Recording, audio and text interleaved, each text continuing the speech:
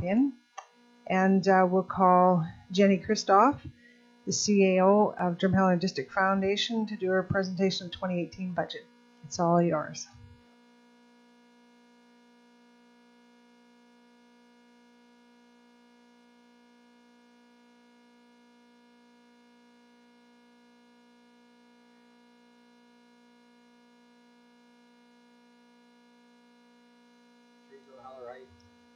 She's kind of the brains of the Seniors Foundation outfit, and I'm just kind of the eye candy. Thanks, Tom. Well, thank you for having me. And yes, I've been with the foundation for 2 years, but 1.5 years as CAO. It's been a very challenging couple of years with the Seniors Foundation, but we've been working hard at redefining our strategic direction and to plan to focus on the future. So before I begin the budget discussion, I'd like to provide some background information on who we are and what we do for all of those that aren't aware of exactly what the foundation does for our seniors in the community.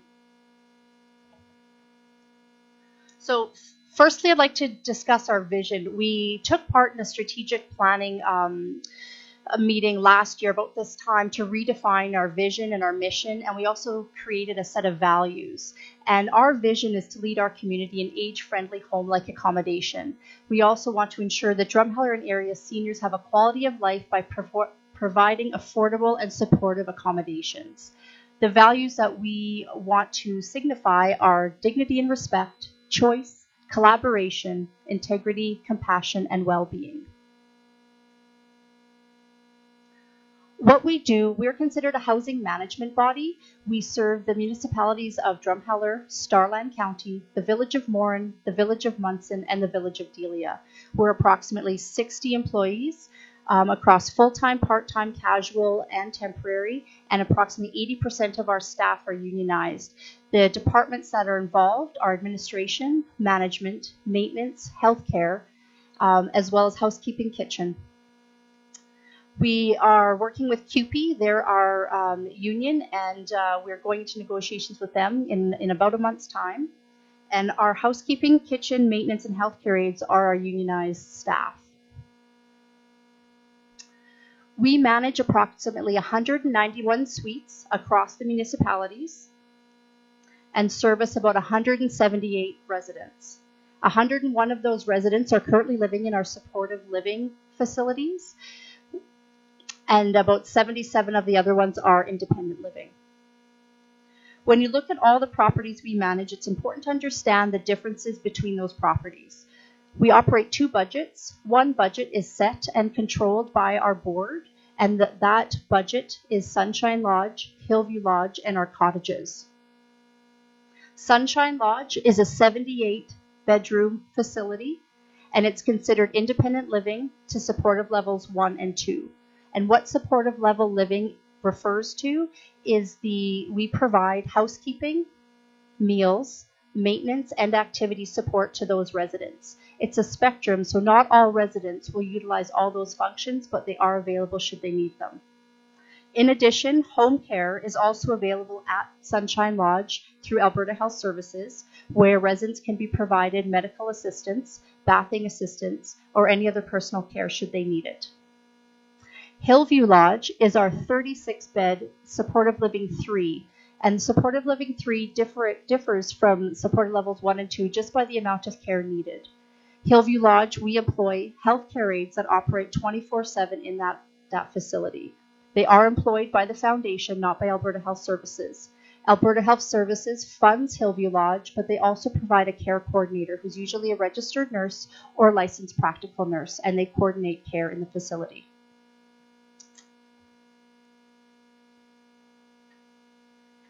Our cottages, which you can see in the bottom right corner, those are our independent living cottages.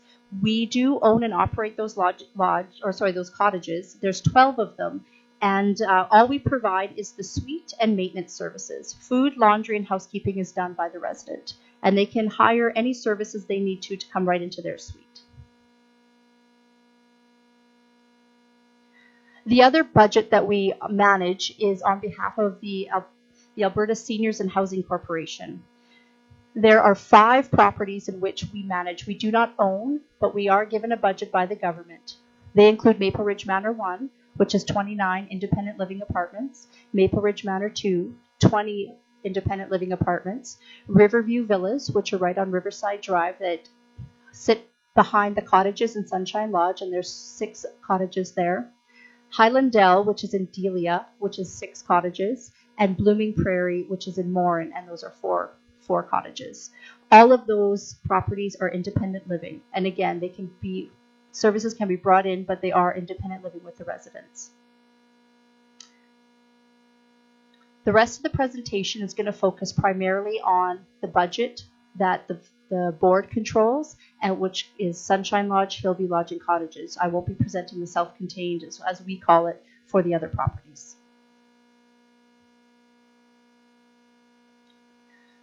So the 2018 budget is a total of $3.8 million in revenue. The primary revenue coming from resident revenue, which is rent, cable, laundry, and housekeeping. Government funding is primarily from the Alberta government through the Lodge Assistance Program called the LAP grant. Municipal requisition, the Alberta Health Services funding, and other sources such as interest revenue and some sundry income. One thing to note is the resident revenue currently comprises about 47% of our revenue. It's been shrinking over the last few years and has been declining primarily due to the vacancies we're seeing in our Sunshine Lodge and even in our Hillview Lodge recently. We have been increasing rent to the residents from about 1 to 2.5% each year to cover the rising costs, as well as to recover some of the costs from the vacancies that we're seeing. That being said, we must leave a certain amount of of money in each resident's cash account based on the regulations that were defined by the government. The increase in the requisition from 2017 to 2018 was primarily to cover the costs associated with the carbon tax, the assumed increasing costs of salaries and wages, as well as the operating costs, which are constantly increasing. The LAP grant that I spoke of, which is our government funding, currently covers about $12.70 per day per resident for those residents that qualify. To qualify under the LAP grant, a resident's income has to be below $28,565. That equates to about $385 per month per resident, and approximately 60% of our residents qualify for that lodge assistance program.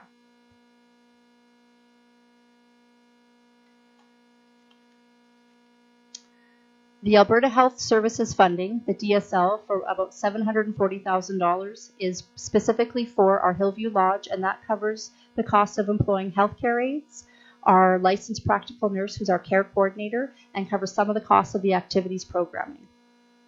I've assumed about a 1.5% increase in both the LAP grant and the AHS funding for the budget for revenue. As I stated earlier, other revenues include interest income, sundry income, which is damage deposit recovery and transfer fees, as well as guest meals.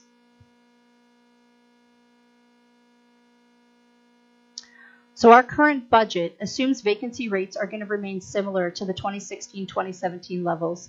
As you can see from the graph, vacancies at Sunshine Lodge have been steadily increasing and have been rising quite a bit in the last 2 to 3 years. We're expecting to remain at about 12 to 15 vacancies over the next year, primarily because the rooms that are vacant are our older wing rooms. They include a very small room of probably about 200 square feet. It has a small bathroom, which includes a toilet and a sink. There's no shower. They share a shared common bathroom in the middle of the wing. There's both a tub room and a shower room, and they're older, dated rooms. We're currently undergoing a sprinkler project funded by the Alberta government to sprinkler those areas that aren't sprinklered. But once that sprinkler project is over, the board is going to be looking at what we can do with those older wings. I don't believe the vacancies are going to stabilize. I anticipate them to keep increasing. So doing something with those wings is a requirement at this point. If you think about each wing alone, there are about 16 rooms per wing. So about one full wing is vacant for the last 2 to 3 years. We've had no significant capital changes in the foundation since the construction of Hillview Lodge in 2009. So again, we don't anticipate a whole lot of change right now in the coming year for the revenues. As I mentioned, we have increased our rent by 2%, and that's effective as of March 1st, which equates to about $25 to $40 a month per resident per month.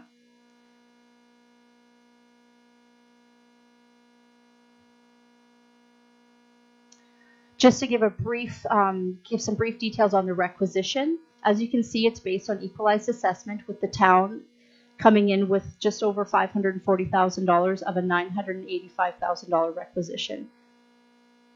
The bulk, or I'd say just over half of our requisitioning money, is paying for the debt of the 2004 Sunshine renovation and the 2009 Hillview construction. The rest is going towards operations. I'll provide more information on the debt shortly. Another area where we do receive some funds is from our partner, the Friends of the Sunshine Lodge. They're an incorporated society. They work alongside our activities staff, and their mission is to raise funds for projects and activities that enhance the lives of seniors within our foundation. Their primary fundraiser is a casino, which they can do every 3 years, and it raises just around $50,000 per casino. Right now, $27,000 has been used for transport, such as the Valley Bus and Sage Transportation. And we use the Valley Bus and Sage Transportation to take our residents on outings throughout the community. $38,000 is used for projects, and $31,000 is left unused at this point. The next casino is planned for April in 2019. The only issue with the casino funds is that they are restricted for certain purposes. The money that they've used for projects include providing a projected home theater at our Sunshine Lodge, paying for chairs and tables within the activities department. They purchased a new shuffleboard. They helped finance some new Christmas lights around the foundation. And annually, they spend about $5,500 on transportation, which again funds our transportation to and from the lodge for outings. Other fundraisers that they're looking into is grant applications and then donations.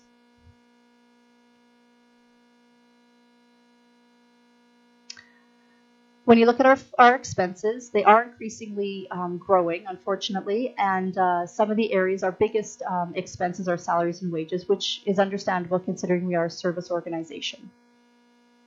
Our utilities are increasing, primarily due to the carbon tax. In 2018, we're budgeting about a $25,000 direct hit from the carbon levy, and that's just on our gas bill. We're expecting about a 5 to 9% increase across the board for our utilities.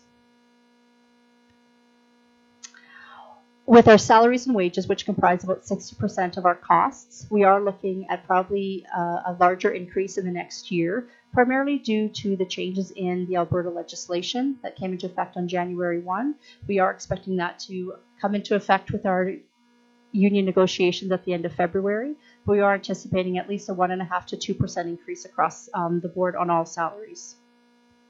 Operating costs consist of our food supplies, our kitchen supplies, housekeeping, waste removal, and security. We have been working really hard over the last year to keep costs down and to find better ways of doing things so we can keep our costs stable. But with increases in vacancies, you'd expect these expenses to go down. However, they're staying about the same rate, and I think that's primarily due to just the general rise in costs.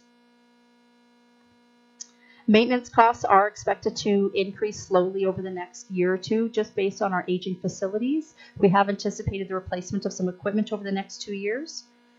But as we continue to, as our facilities continue to age, we will increase those maintenance costs. Admin expenses includes our insurance, our office supplies, our audit expenses, our interest on our loan, our telephone, membership dues, conferences, and travel expenses. We have been working really hard over the last year to keep those costs down. And as you can see, our debt repayment alone for 2018 is anticipated to be just under $500,000. Our expense assumptions, again, we're assuming about an approximate 5% increase across the board on all of our utilities, plus an approximate $25,000 increase right from our carbon levy. Operating and admin, we're working hard at keeping operating efficiencies to reduce costs, and as you can see, from 2016-2017 to budget, we are looking to have that operating line decrease. Maintenance, again, we're slowly increasing, and I do expect some larger costs over the next year to replace equipment. Salaries and wages, in 2017, you see a bit of a decrease there. We did a reorganization in 2017, which has helped keep costs down, but I'm anticipating a big jump in salaries and wages based on the understanding of the Alberta legislation and what I anticipate the union to come in for negotiations.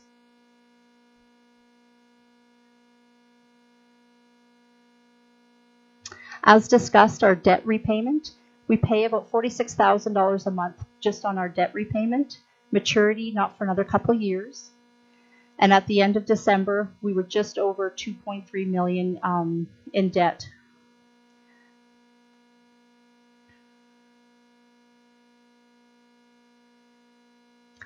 And lastly, the challenges that I see for the 2018 budget is keeping occupancy levels stabilized and hopefully increasing. We have increased our occupancy over the last couple months, but just keeping those occupancy levels is key at this point until we can determine what we're going to do with our Sunshine Lodge or other facilities. We can't put a whole lot more onto our residents. They are from fixed incomes, and there's only so much they can bear the brunt of. So we really need to look at our facilities at this point in time. Our expenses, again, as I stated, with the legislation, the upcoming negotiations, our biggest 60% of our expenses are salaries and wages. So depending on what comes out of the negotiations, it may or may not meet our budget expectations. Carbon levy will slowly increase across all of our suppliers, I'm anticipating, and our aging facilities and equipment. So in summary, our costs are going up and our revenues are going down. That's everything. Any questions? Anybody? Jay? Thank you, Your Worship. Thank you very much for that. I apologize for my lateness. I know that having seen your presentations for several years in a row, I can't help but pass along my admiration for how efficiently this organization is run. And I'd love if you're successful in reducing your admin and operating costs the way that you hope to. I hope that you'll pass those lessons along to us. I can't imagine an 8% reduction in your administration costs this year. I'm not sure how you're going to achieve that, but if you do, I'd love to know what voodoo you do to do that. As far as your debt goes, this came up earlier, and I'm not sure if Tom. I'd love to know how your debt is structured. Is it debentures that are arranged through the Alberta government, or did you borrow retail? That I'm not sure the structure. I know it's a demand loan that we renew every year. So it's not a debenture. So one of the things, whenever groups appear before us, one of the things that we've talked about is how do we help? And that's one thing that Council, I think, would like to explore with the foundation. Certainly, the horse is already out of the barn on this. But as those maturities come up, and if it's negotiated every year, I think Council would like to see administration work with the foundation to try to facilitate your access to the debenture structure. Certainly it would lengthen the term, but would bring the borrowing rates down to prime, which may have substantial impact on your debt servicing costs on an annual basis. And certainly given that those renovations that you're talking about will have to be financed as well, that we would love to see, if you can do it through us, through the town of Drumheller, why on earth would we not want to extend that to you, because it could half your borrowing costs, which I would imagine will still be staggering for that renovation for those two wings. Does that sound reasonable? Anyway, always want to say thank you for what you do. Which kind of begs the question, Why wasn't that done originally? It really when does. Hillview was built and Sunshine was renovated, why wasn't that through the town originally? I have no idea. Well, we really would just be facilitating, Tom. I mean, and I think admin still has to do some work on what the access rules are. I mean, and two, council will still have to weigh if that winds up going against our overall debt allowance in terms of what the town of Drumheller is allowed to borrow. If we wind up being responsible or underwriting that debt in any way, shape, or form, then it would have an impact on us that would have to be debated and discussed. But you're absolutely right. If it's open, then it's an absolute shame on the province for not facilitating that mechanism for your financing for everything that's ever happened there of any magnitude in terms of borrowing. You shouldn't be borrowing retail. It's ridiculous.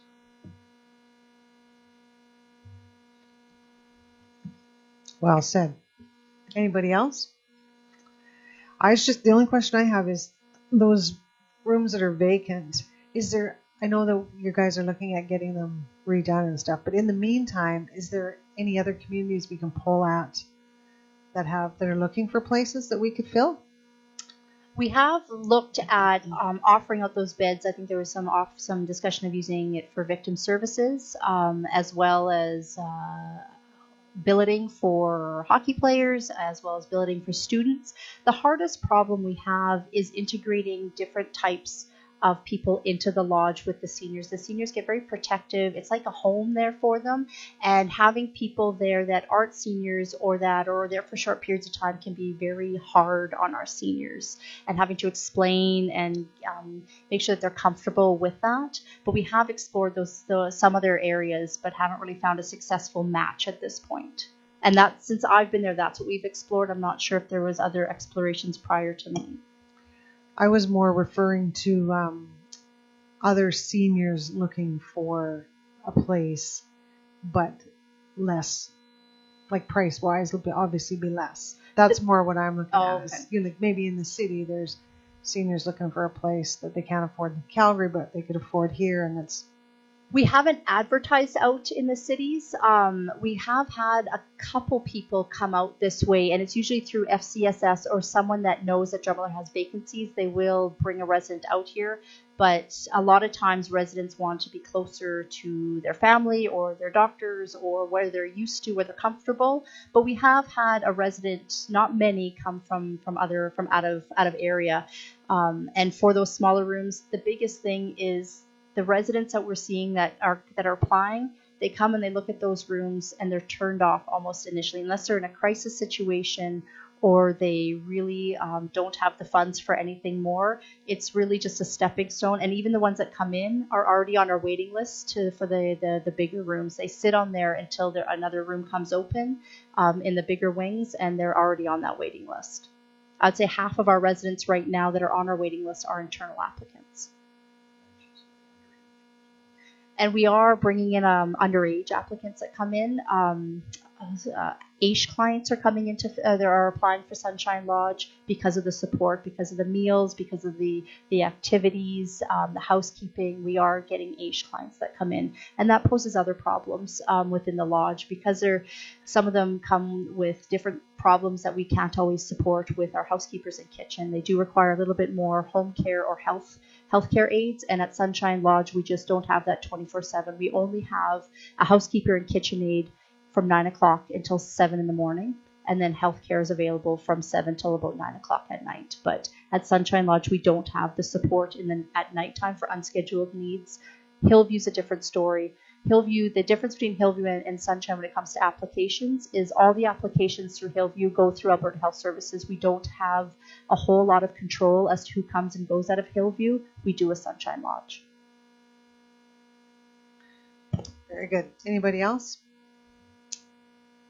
Min? All right. Well, thank you very much for that presentation. It's well done. Thank you.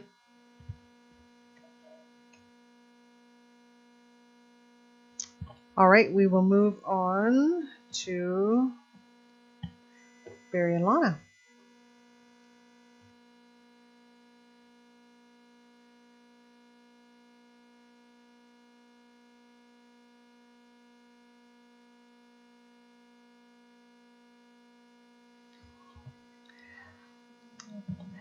All right. Well, I am going to, Barry, just so you all know, is the mayor of Brooks.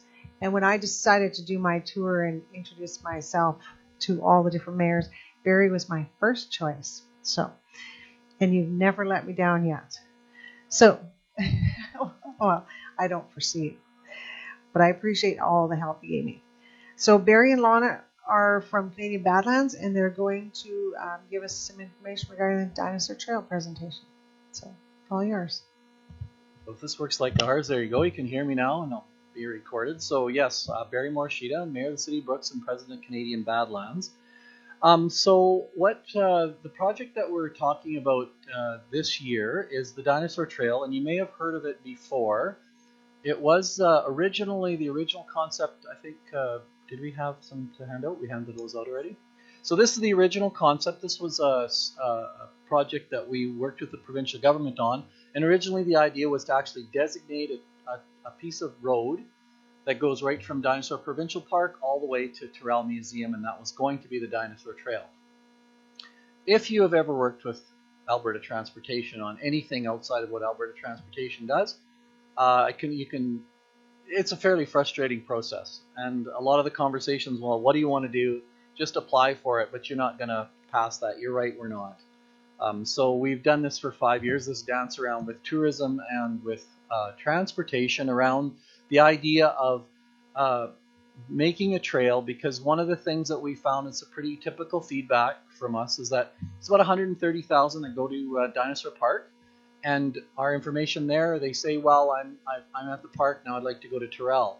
Well, that's 170 kilometers away. It's actually 176 kilometers away, and they go, oh, like they think it's right next door. And I know that's the same experience here when people come to visit Tyrrell. They think Dinosaur Provincial Park is like a walk down the street, and it's not, which doesn't mean we can't take advantage of it. It's just that we have to educate people that come to visit the area. So one of the things that has happened in the last year is that the highway coming straight east out of Drumheller and in through special areas and then south to Dinosaur Park is completely paved. It used to be gravel, which was great for adventure tourism, but not great for people if they wanted to take a leisurely stroll down the road. So it's a brand new paved road with some pullouts and things on it. And so what we did last fall is we got together with special areas, the County of Newell, and the City of Brooks. I was there as the City of Brooks at the time. And we thought, how can we get this project on its feet? So what we did was we're going around Alberta Transportation. Not completely around them, but quite a bit around them. So we are not asking for a designated road anymore. What we're asking for is permission to put up signage that directs people from Dinosaur Park to Tyrrell and Tyrrell back to Dinosaur Park. So we have 3 partners, and we're looking for a 4th partner, which is Drumheller, because the Tyrrell Museum would guide people through from Tyrrell to the highway and out. And we think that it's a really good opportunity to do 2 things. One is to expose people to more of the Badlands, and also to make a multiple day event out of coming to either place. Our research shows, and it's sketchy, and we're just starting on it, but a lot of our, especially through our social media campaigns and some of our marketing, our research is showing that people want to know, they're less planners than they used to be. They want to know what they're going to do in 24 hours, in 2 days, and 3 days. Our primary markets right now, as much as we get overseas and international, but primarily it's Calgary, Edmonton, Saskatoon, and Regina. And they typically are coming by car, so they are looking for places to drive. And so we want to give them something with the Dinosaur Trail. So the idea this year, and it has been funded, so the City of Brooks has put $10,000 in it. Special areas in the County of Newell are funding the balance and erecting the signs in their areas. There's about 8 of them. And the idea is that the signs will be up. There'll be indication signs on the turns. You get across the 36.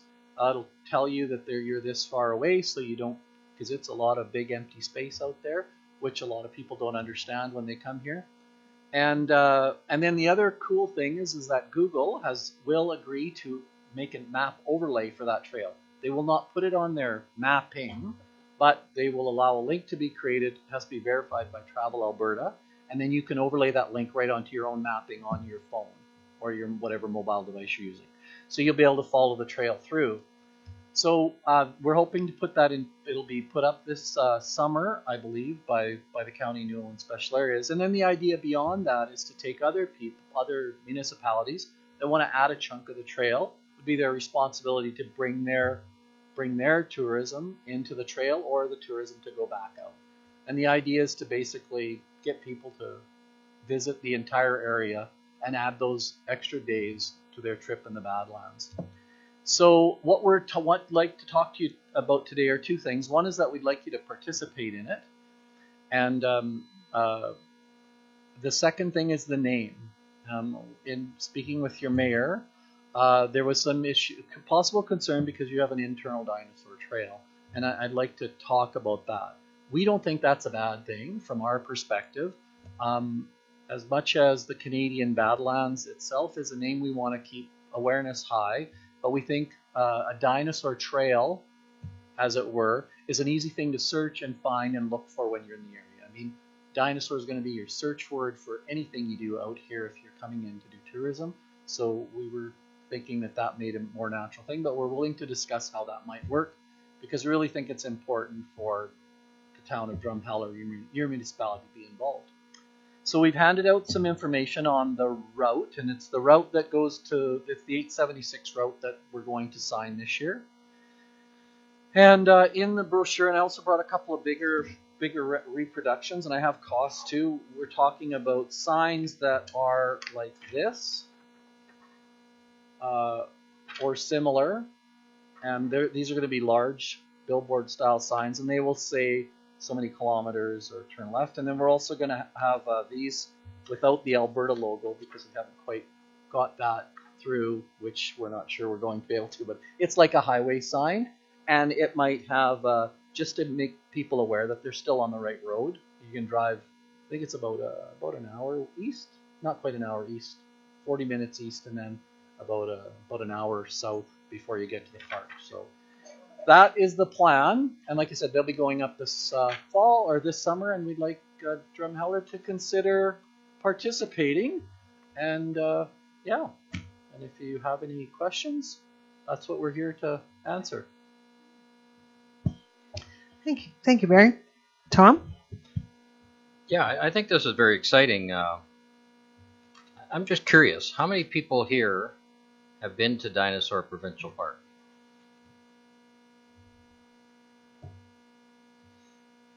So a lot of people haven't, and that always amazes me.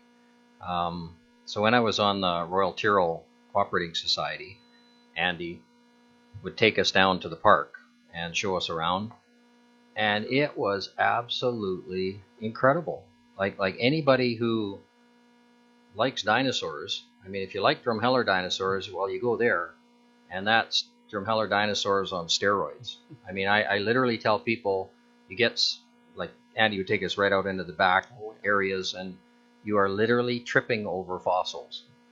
And so to you know, I mean, Drumheller is dinosaurs, dinosaur capital of the world.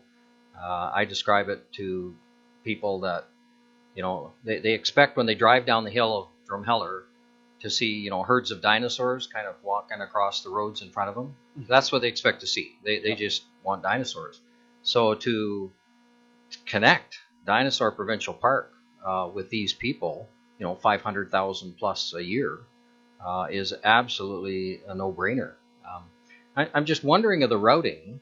Like I've gone there a couple of different ways, and how did you come up with this routing and say not 56 south and then Bassano and straight across Rosebery? Is that not, so you're going basically the Red Deer River Valley more as much as you can, kind of? Yeah, that was so there's two reasons. The first one was that we had all the partners willing right away. That was the easiest thing. And one of the things I know about projects is to try to get everybody on board and do it all at once, really difficult. But the three partners we have are all willing and were willing to put it in this year's budget to get the project started. So that was one. And then the other part of our plan doesn't stop anybody else from doing that. So the idea is that as long as you're producing the same signage and that you're taking tourists from one thing to another thing, that's what we want. So, for instance, on a secondary route, Councillor, that would certainly be something we'd welcome, and then we would invite the municipalities that are involved in that to take part in it. And because there's not funding specifically available for this for the provinces, we are relying on municipalities and potentially private, because we are going to leave the possibility of having a kind of a little piece on the bottom or the top that could advertise a commercial enterprise or could sponsor the sign. We haven't got that far, but it's certainly a possibility moving forward. But initially, it's the municipalities that are sharing in the first round. And that's why we did it that way. So it's not stopping it from expanding for sure. The other thing I would mention, just for Drumheller, I mean, one of our most popular secondary attractions now, of course, is the Atlas Coal Mine. That it is absolutely growing in popularity and visits every year, just astronomically. And so having something like this, getting more and more people coming back and forth between Drumheller and Brooks and Drumheller, basically brings them by that attraction as well. So yeah, it'd be very good for that. And just on that, one of the things that we're very flexible with is that allowing the municipalities whose signs are in to kind of place them strategically for their benefit. So if you had a sign that said, Atlas Coal Mine 5 kilometers, it's another thing with the dinosaur on the dinosaur trail signage, or this is where the Atlas, with the signage, we're really eager to do that. One of the issues we have with the first chunk is there's no commercial enterprise at all. There's no service center.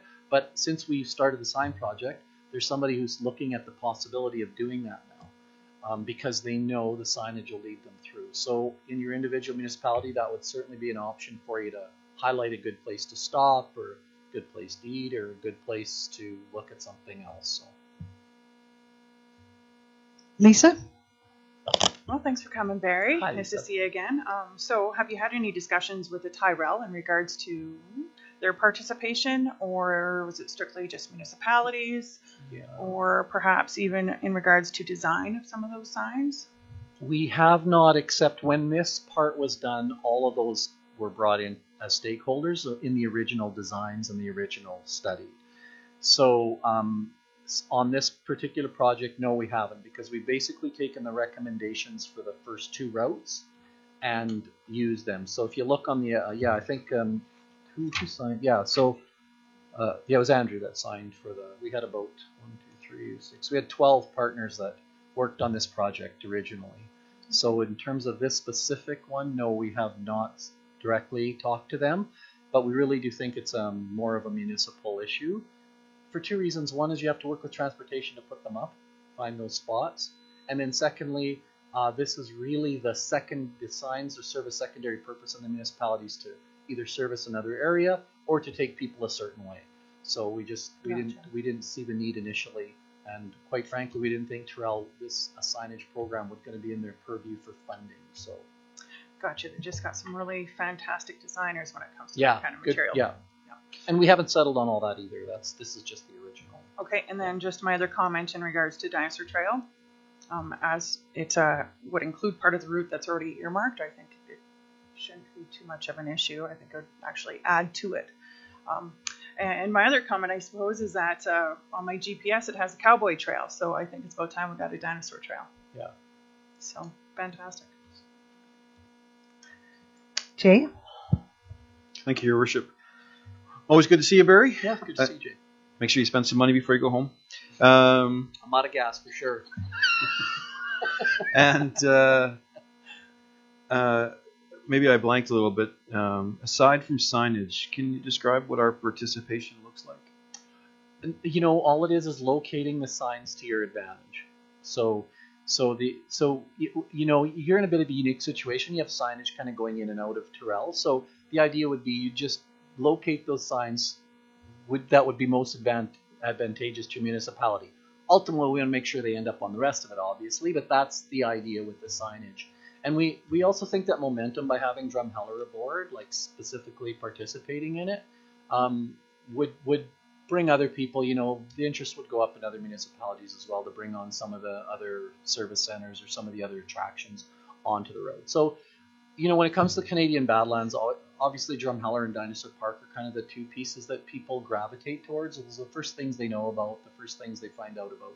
And then all of these activities that we do are designed to take them out a little bit further so they can spend one more day. And we're really happy if they service out of Drum or Medicine Hat or Brooks or Lethbridge or Strathmore or whatever, but that's the idea. So I think it's really important for Drumheller to be part of it.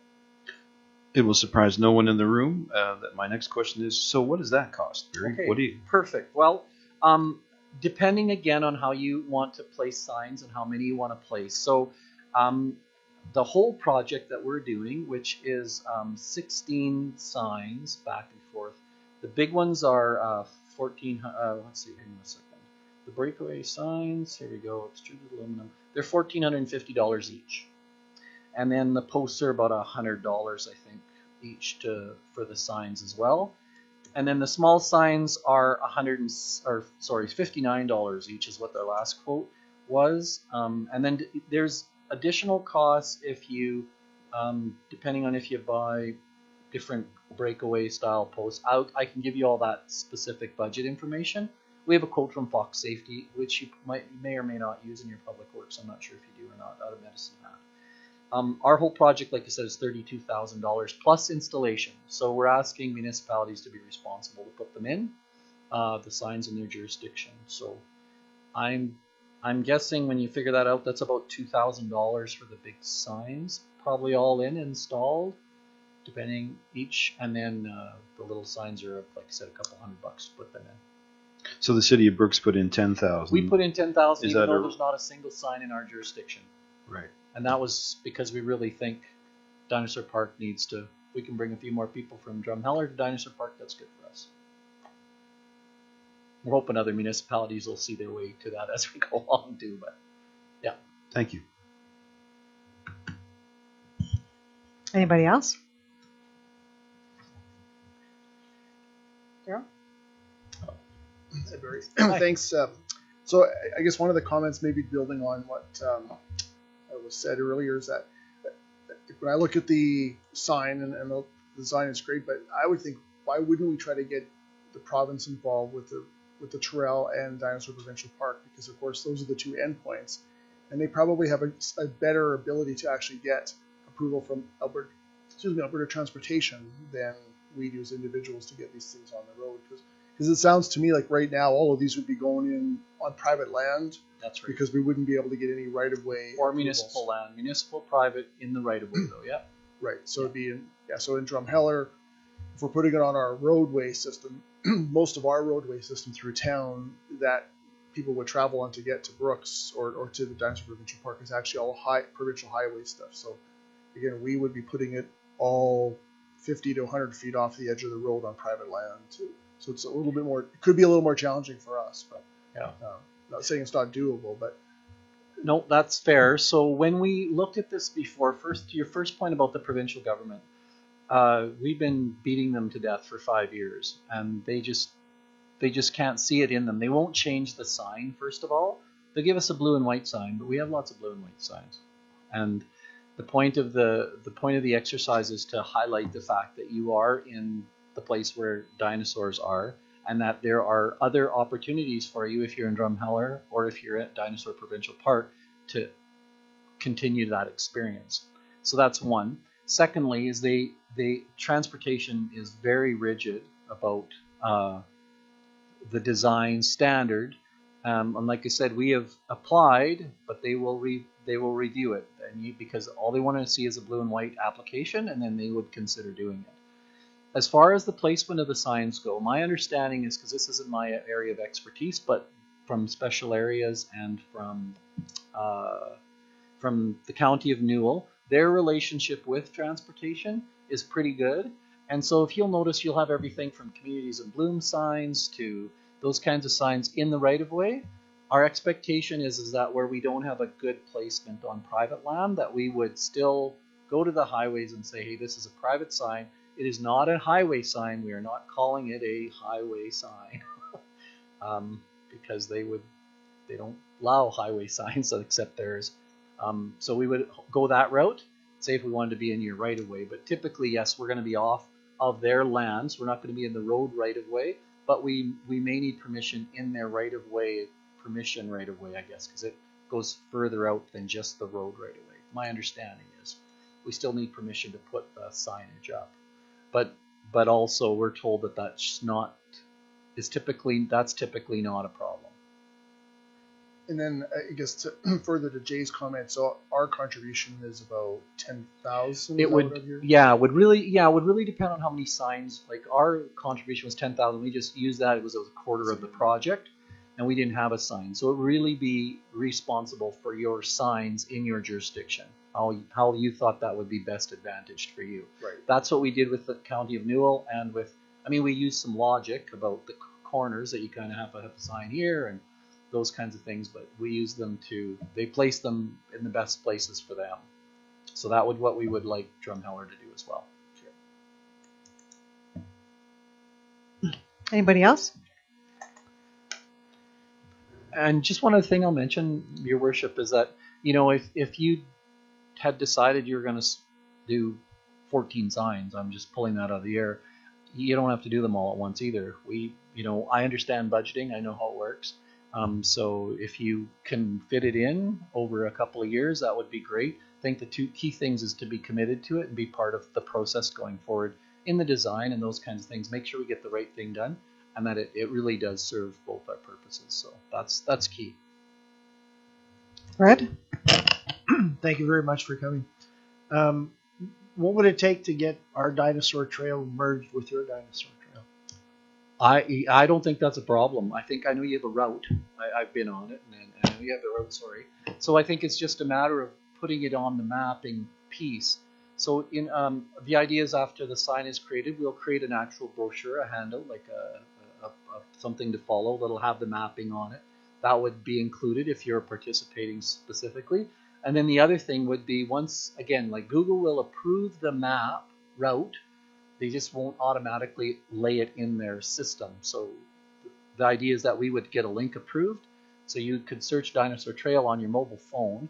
It wouldn't come up on Google Maps, but it would be a link from the Dinosaur Trail. And then you could literally plunk it onto your mobile device. So once those points are approved, which we have Travel Alberta doing that on behalf of Google, we don't see a problem. So you'd mark Terrell, you'd mark the corners, you'd mark this stop, you'd mark Atlas Coal Mine. All of those could be verified by Travel Alberta for Google, and then you would be overlaid on the electronic version.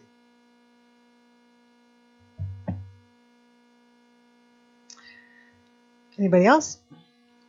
So yeah, I had mentioned to Barry about the Dinosaur Trail just because that's what we're known for here, but it's a good thing for it to connect. I just had suggested Canadian Badlands or whatever, just if it ever wanted to go elsewhere. But as far as connecting dinosaurs, yeah, it makes logical sense. Is there anybody else? You got any other questions for? Okay, so obviously we've got some homework to do. And administration, do you have anything on this? Questions? So maybe what I'll do is I'll get your CAO's business card, if you've got one here, and then I'll forward you the budget information, and then you can work through it from there. And then if you have any questions, feel free to contact Lana or myself, and we'll help you out. When the first signs are going up in special areas, we'll let you know. All right, perfect. Thanks so much for coming, both of you.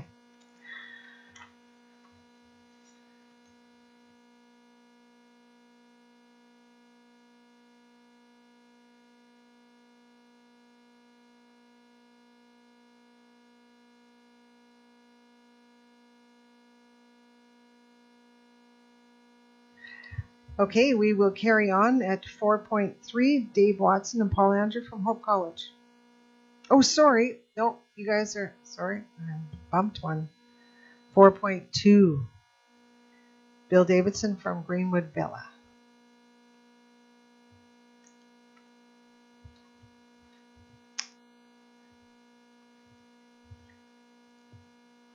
Tony and Greg are going to present, all right?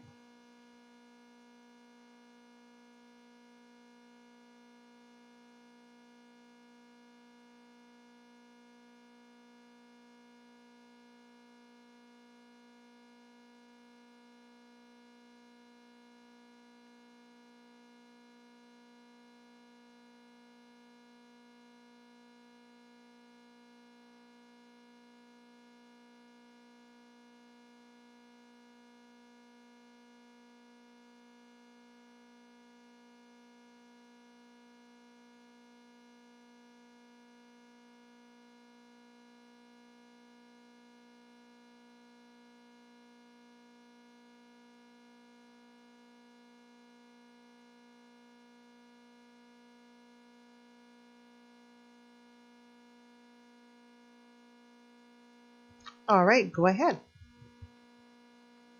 You can just push that little, there you go.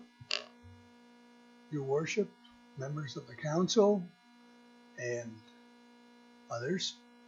My name is Tony Audia. I own the mobile home park on 12th Street, between 12th and 13th Street.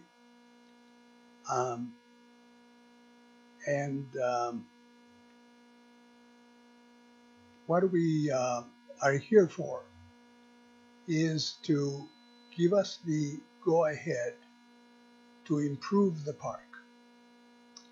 We had started improving the park one time, 2011.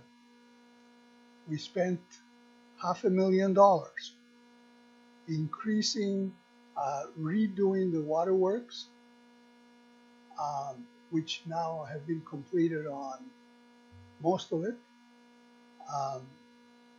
What we are undertaking to do at this point is to take the particular houses or mobile homes and improve them. So we are on the second, would be on the second phase. Unfortunately, and we also like to increase the population by having more mobile homes coming, but they would follow exactly, we would work together with the town and particularly the people who look after the overall codes and structures and what have you with your engineering firm. Now, unfortunately, there is, you have set up, somebody has set up a new bylaw quite a while ago, actually, where they did not want any more mobiles unless they were less, about 10 years old max. And that is not what we were looking for. We agree with the entire bylaw.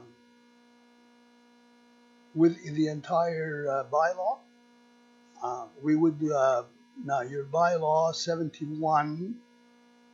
71A through G basically states that all manufactured homes shall have a CSA number, etc., which we would follow. And we agree to that. The only thing we do not agree is with regard to the suitability of manufactured homes, that they have to be less than 10 years old. If we got other ones, we would expect to improve those, actually renovate the mobile homes. We would have peaked roofs as we would start. So I'm willing to spend quite a bit of money on improving the park, but I need not to be capped again with regard to what we would bring in. If what I'm asking for is that we bring the mobiles, give us a temporary type of, we would put them on the lots, give us the permits, we would put them on the lots, but we would not assign them to people until they have been renovated. And that would be our project for the next 3, 4, 5 years. That's the best we can do, and we are ready to do that. We have done it in other parks, and they look pretty good. But we couldn't do it in Drumheller.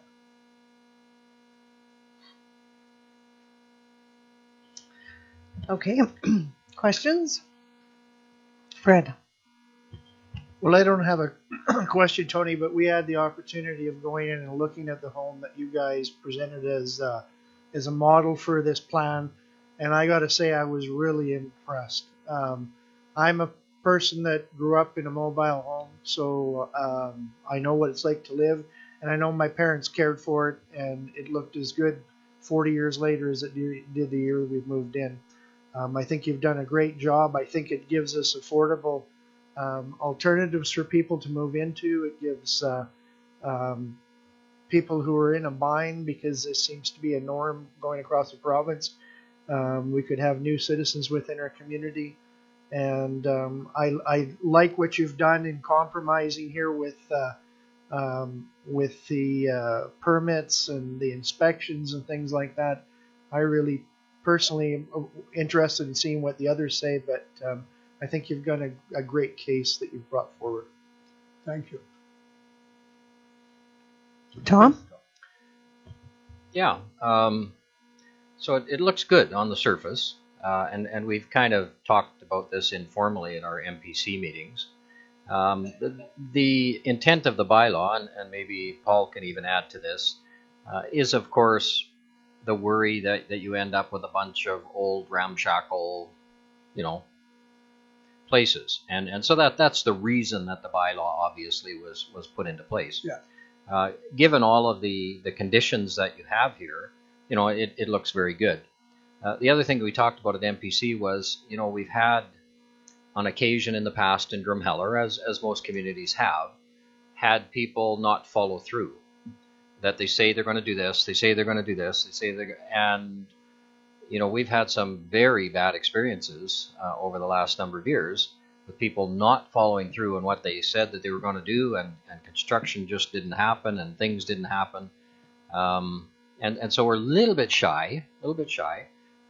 This looks, very good to me. I mean, you have all these conditions, and you take the interesting thing we talked about was, we don't have a restriction on houses that can be moved into Drumheller.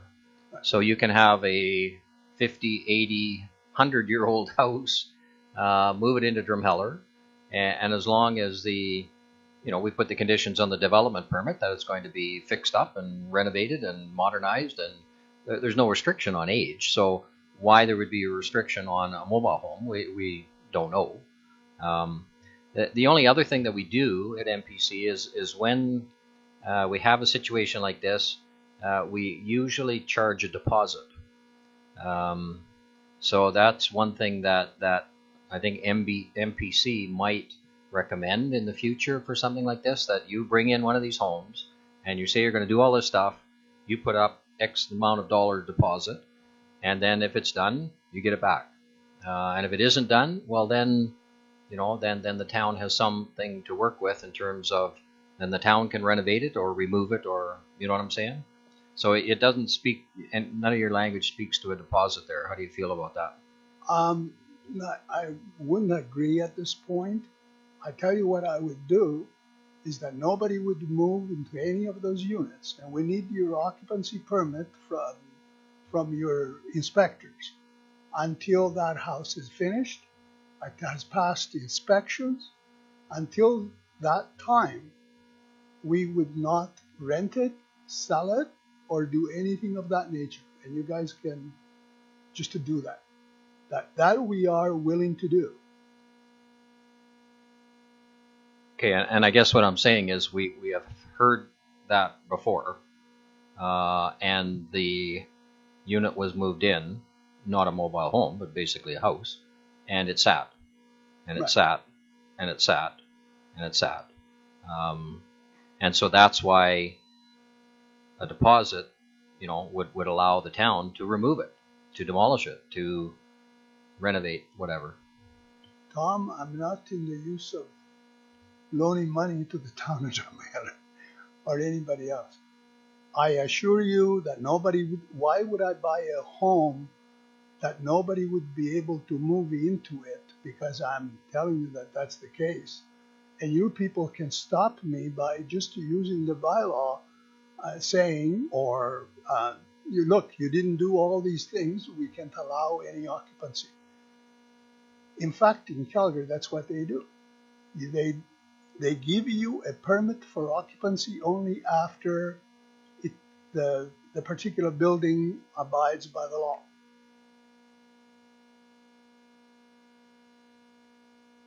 Yes. Lisa.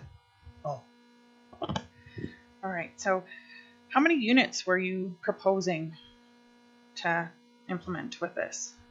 we are going to bring them in one at a time. Okay. I also, Tom, included, we have our own crews. And not only did we do that, we also have our own crew for waterworks, redoing water lines and so on.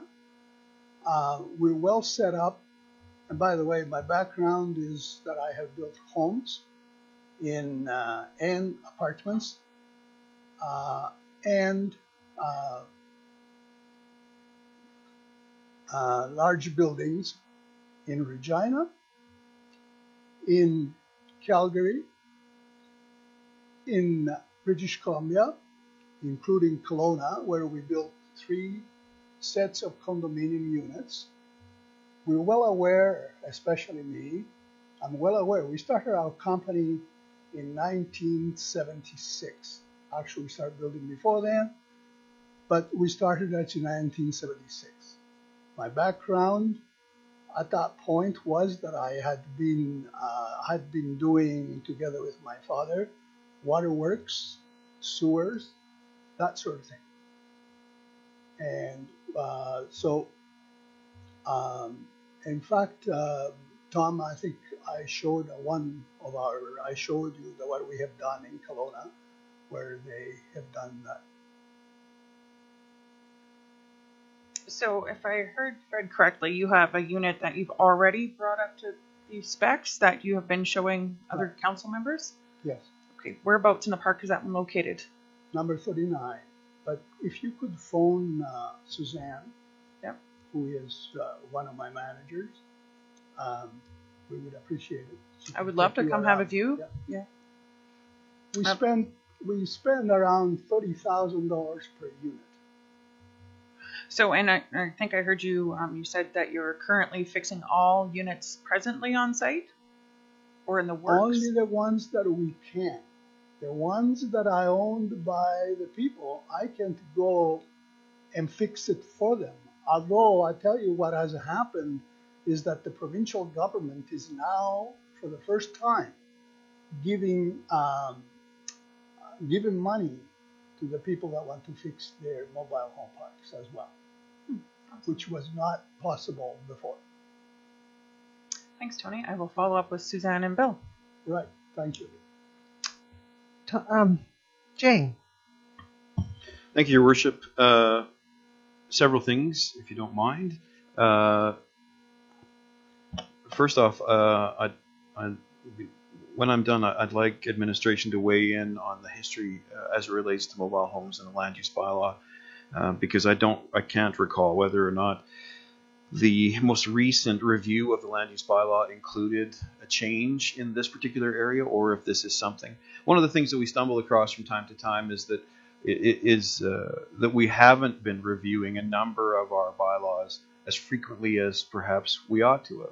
And so as a result, there can be some antiquated, outmoded things that simply need to be refreshed and updated. This may or may not be one of those things, but I want to make sure it isn't just something that's outmoded. And if it has an origin from other jurisdictions, I'd like to know the rationale, because we don't want to have bylaws that are just arbitrary either. There's got to be a rationale that makes some sense. One of the things you said when you began, Mr. Audi, is that you wanted to come here for the go-ahead. Has someone in our administration clearly articulated our process to you as it relates to bylaw changes? You're aware that you won't be leaving here today with any such go-ahead? Right. Okay. I understand that. Okay. It's going to take time. Okay, good. I wanted to make sure. In the meantime, we got a few homes in there that need to be upgraded. And that's to my last question. That's directly to you, because I am confused about that one part. You mentioned in your write-up that, well, there would be several more people who would have moved their homes to Drumheller already had we not had this bylaw. But really, your primary focus is about renovating older units. So I'm confused.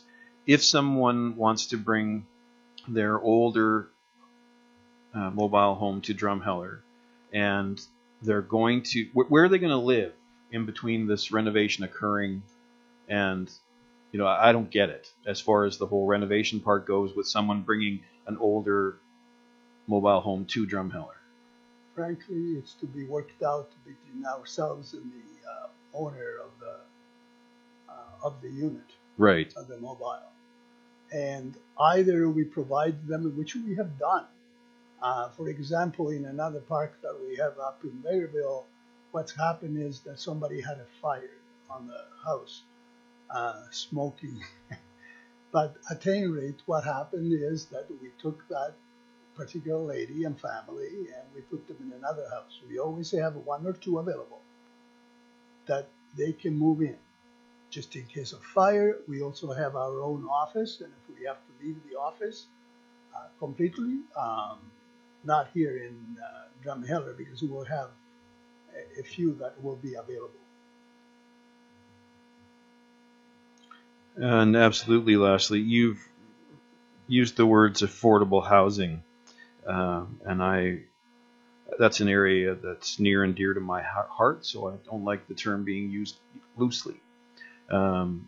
Could you tell us what the monthly lot rent is along with the typical utility share before someone was to make a mortgage payment on their mobile home? What they're looking for in their monthly nut just to have something in your park?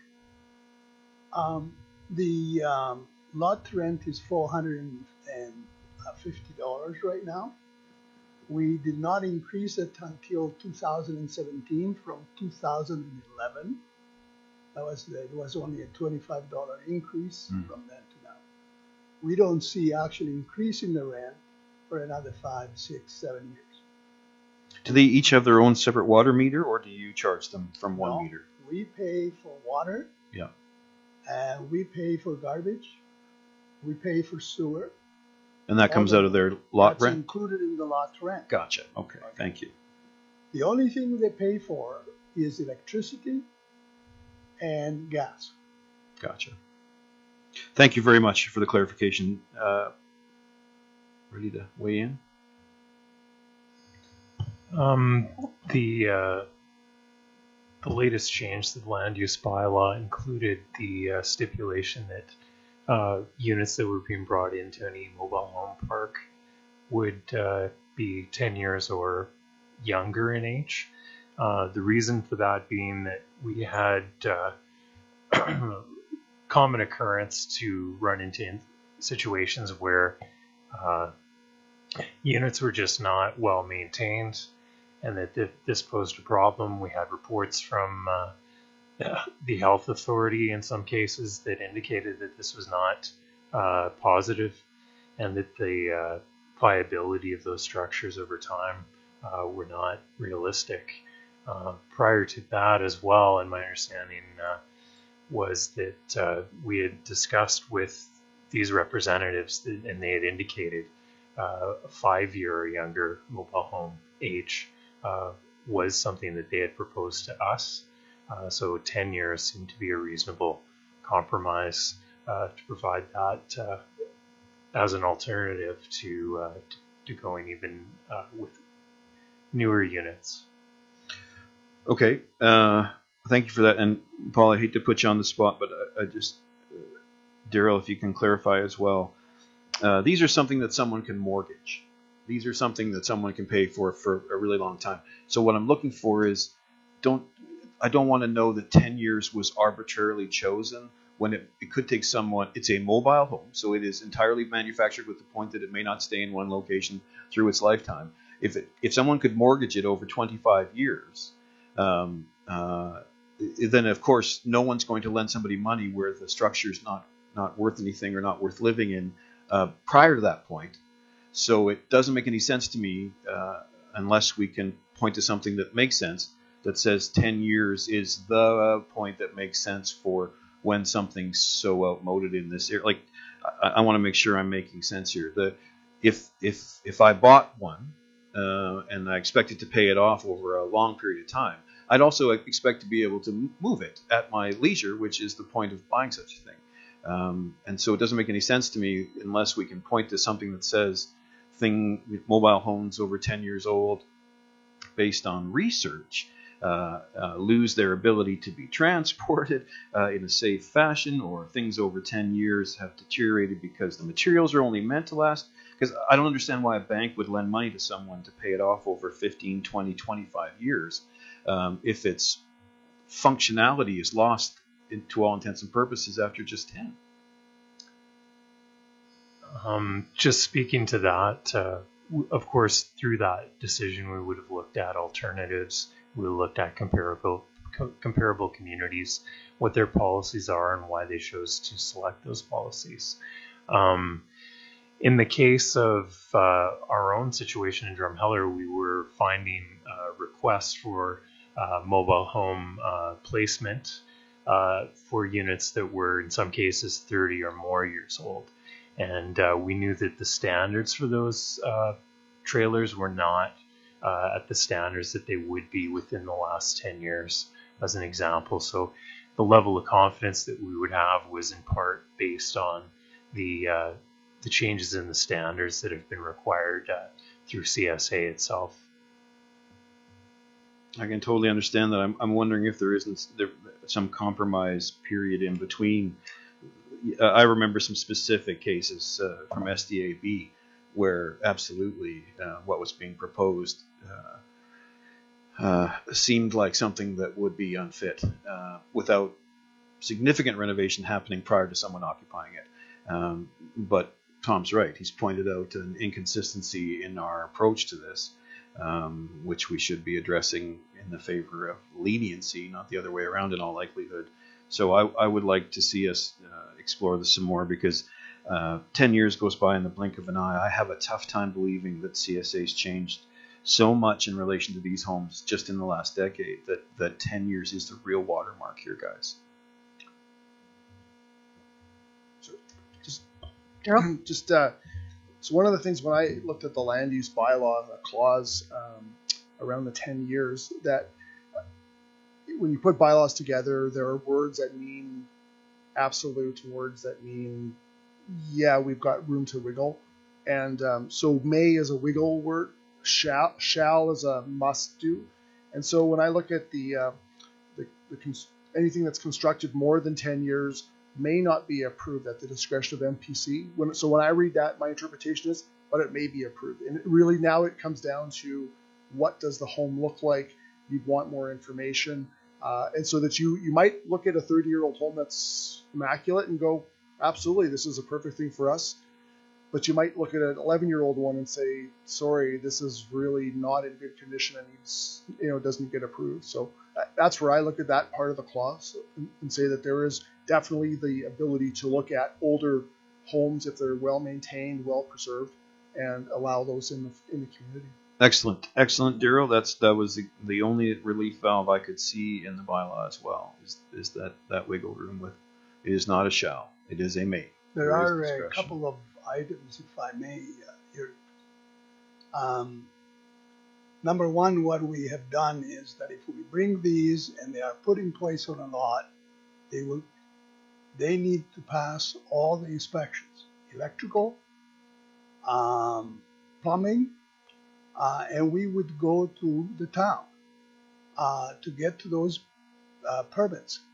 Also, with regard to structure, I have a crew now that actually takes a look at the structure. If we find the wall that's old, or it's got mold, or whatever, we take it out completely.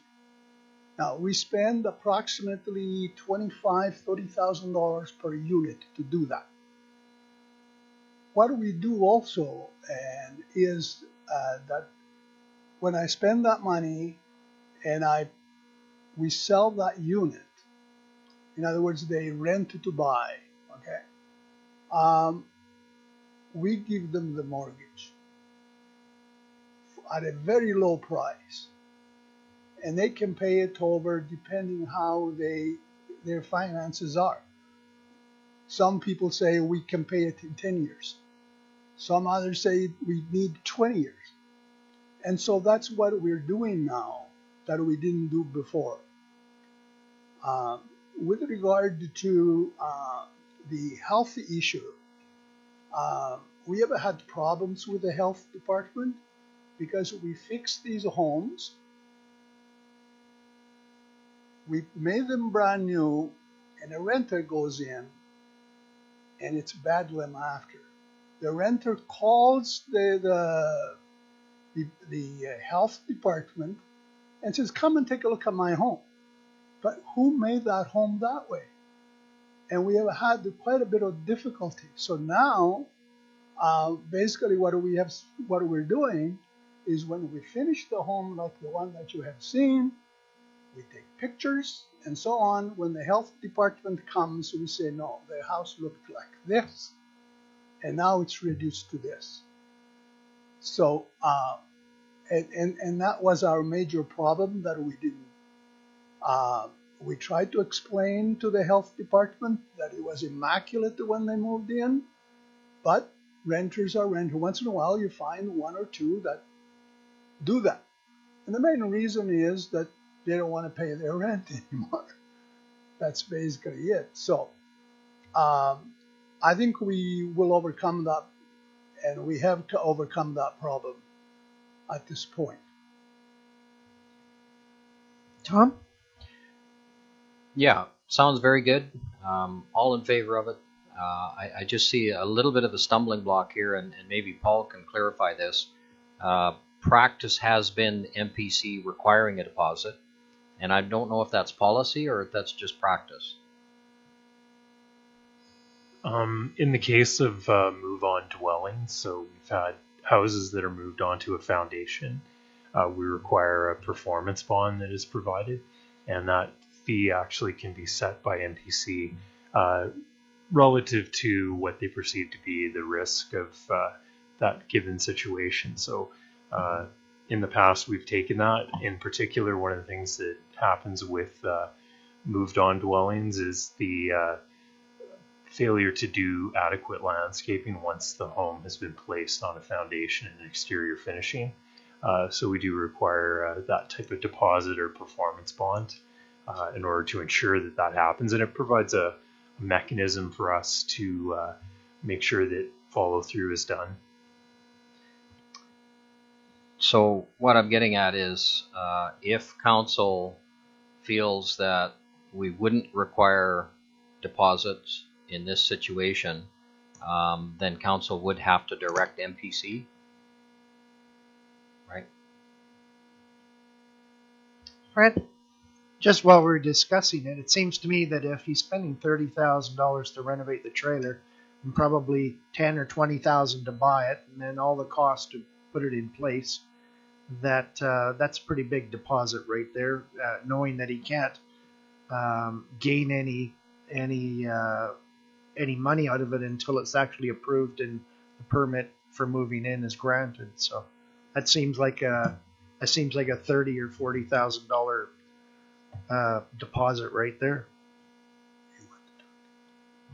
Anybody else? Forgive my ignorance. Who grants occupancy permits? The development office. Okay, thank you. Okay, I got a couple questions. Is there at what age did they go from wood built to metal built? I've just kind of been doing some homework on this, trying to understand it, and I want to clarify a few things. So when you're saying you're renovating, are you renovating like the ones that have steel frames or wood frames? Wood frames. So they're all wood frames? Yes. Okay. And we take. Just a sec. Yeah, and we have some that we put in 2x6 walls. Okay. So you're making the walls thicker, because generally mobile homes were 2x2s, 2x4s. They used to be. Right. We take them down.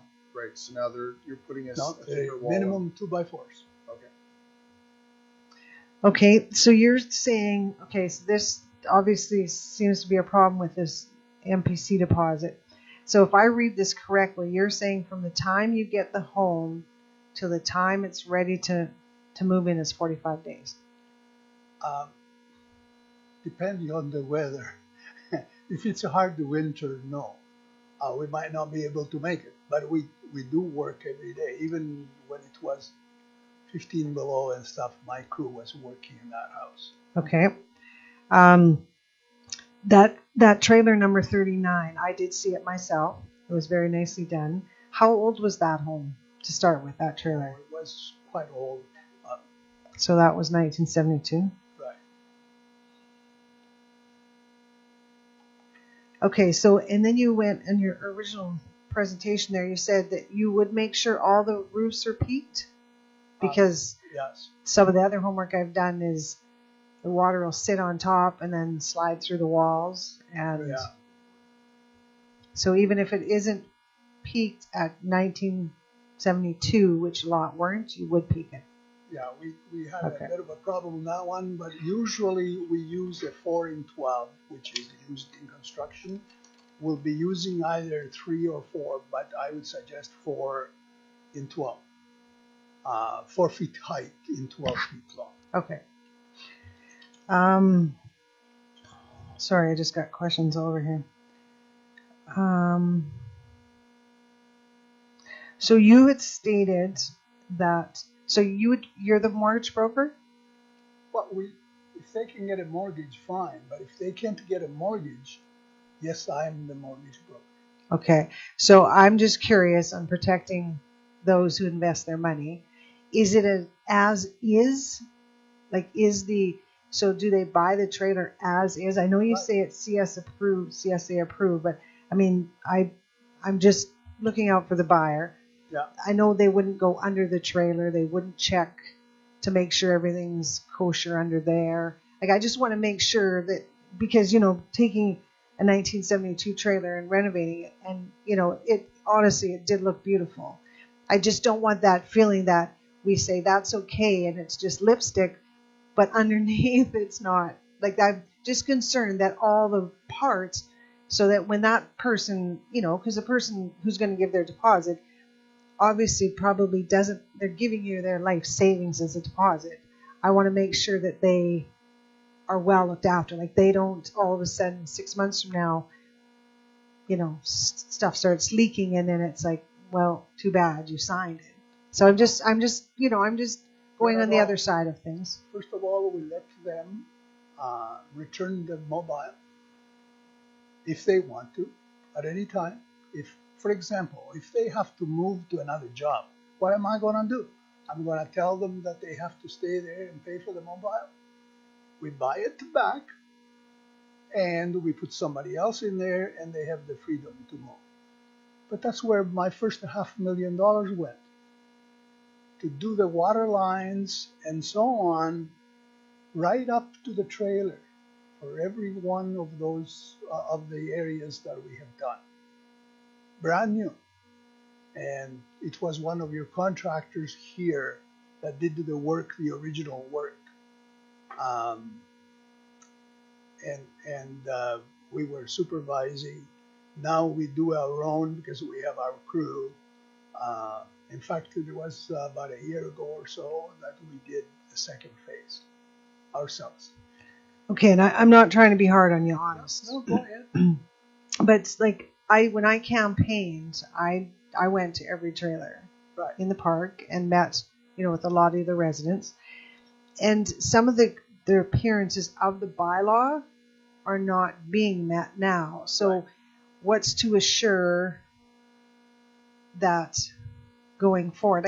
I'm just trying to, figure out what are your standards? What is, so that, if we approve anything here, that we know that those people living there have a certain standard of life. And I think they deserve that. Oh, yeah. So I just, there wasn't a consistency, I guess I'm just going to say. Okay. Let me say that the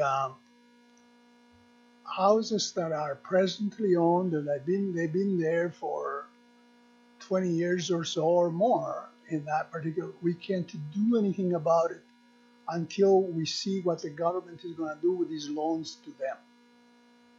Up to now, there was no way that I was going to renovate a home that was owned by somebody else. So that's where you see the problem, that there is a group of homes that were older and they still have not been renovated, but they're not ours to renovate. I'm not going to go and renovate somebody else's house. If we have a house that we have our own, or they want us to hire our crew to renovate, if the government gives them money, we'll be glad to do that. Okay, so I guess what I'm referring to is I'm not sure how old this particular bylaw was written. Okay, 2010. So I just want to make sure, like, because it says here the external finished porches additions shall match the existing finish right now, and I can assure you a lot of them don't. And then there's the storage and stuff like that, and there's I'm just trying to say, if we go ahead and change things, I just want a standard for the people. We do have a standard. If you look at the first page of this, not only do we have CSA, foundations treated blocking, for example, homes 14 feet wide minimum, skirting can be either wood or vinyl within 30 days of placement. Steps. Oh, and I'm not disagreeing going forward. I'm saying, how do we make sure you're also dealing with the past?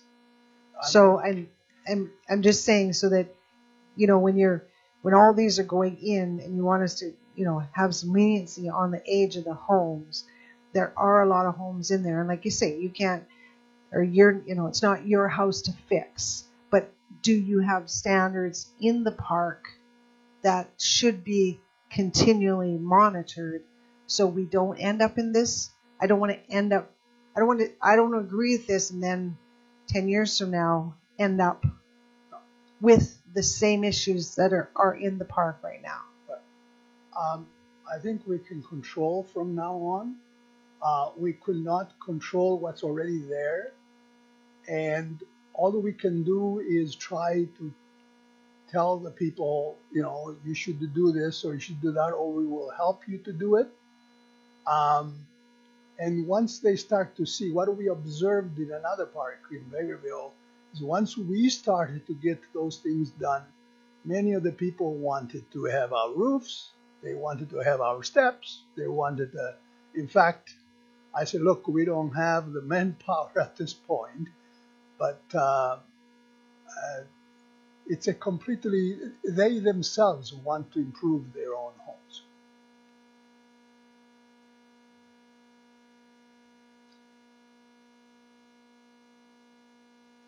Oh, Christine, you go ahead while do you have a question?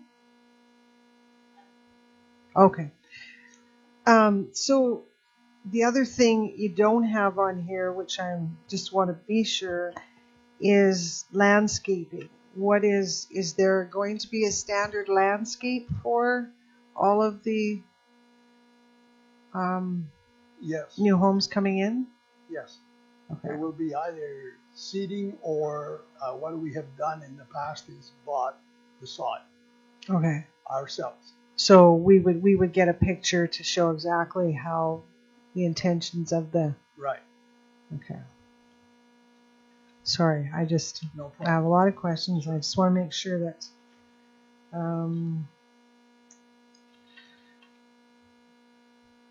Lisa, go ahead while I just got one quick one. What's the breakdown between owned properties from you and owned by the people there? Like, how many properties do you actually own on that site? Well, I don't, except for those couple that we were working on, the other ones have been bought, and we have given them the mortgage. So 60% are yours, 40% are owned by? No, about, I would say about, half and a half. Half and half. Okay, thanks, Tony. Okay, here was my final question. So, you want us to be more lenient? On just that one item. Okay, so I just want to make sure if things are changed, there's a give and take here. Right. So, for the people, because unfortunately I've lived here my whole life too, so I hear a lot of stuff, And I would like that to be calmed in your trailer park. Mhm. I would love to see it more of a, positive things I hear. Yeah, we our people have been instructed, and they do it now. I didn't have money before; I was doing other things. We stopped after 2000 when this bylaw came into being. We just thought we were just cut off, basically. But we are willing. We're finished with Vegreville. We're we did them all. And what we're going to do, though, is start here. And you'll have to give us time to do 2, 3 a year. Because I can trust my people, but there is a problem sometimes, especially when we have too much work in Alberta, to get to the right people to do the right job. So that's why we set up our own crews. Fred?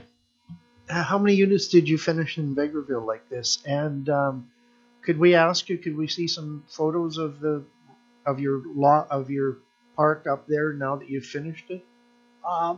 Yeah, I think we will make it available to you. Bill, for the individual homes where we have done peaked roofs and so on. So how many did you do up there? 16.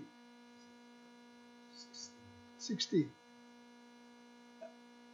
Christine? My question might be more for admin. Obviously, I know quite a bit about the 9.36, the energy codes.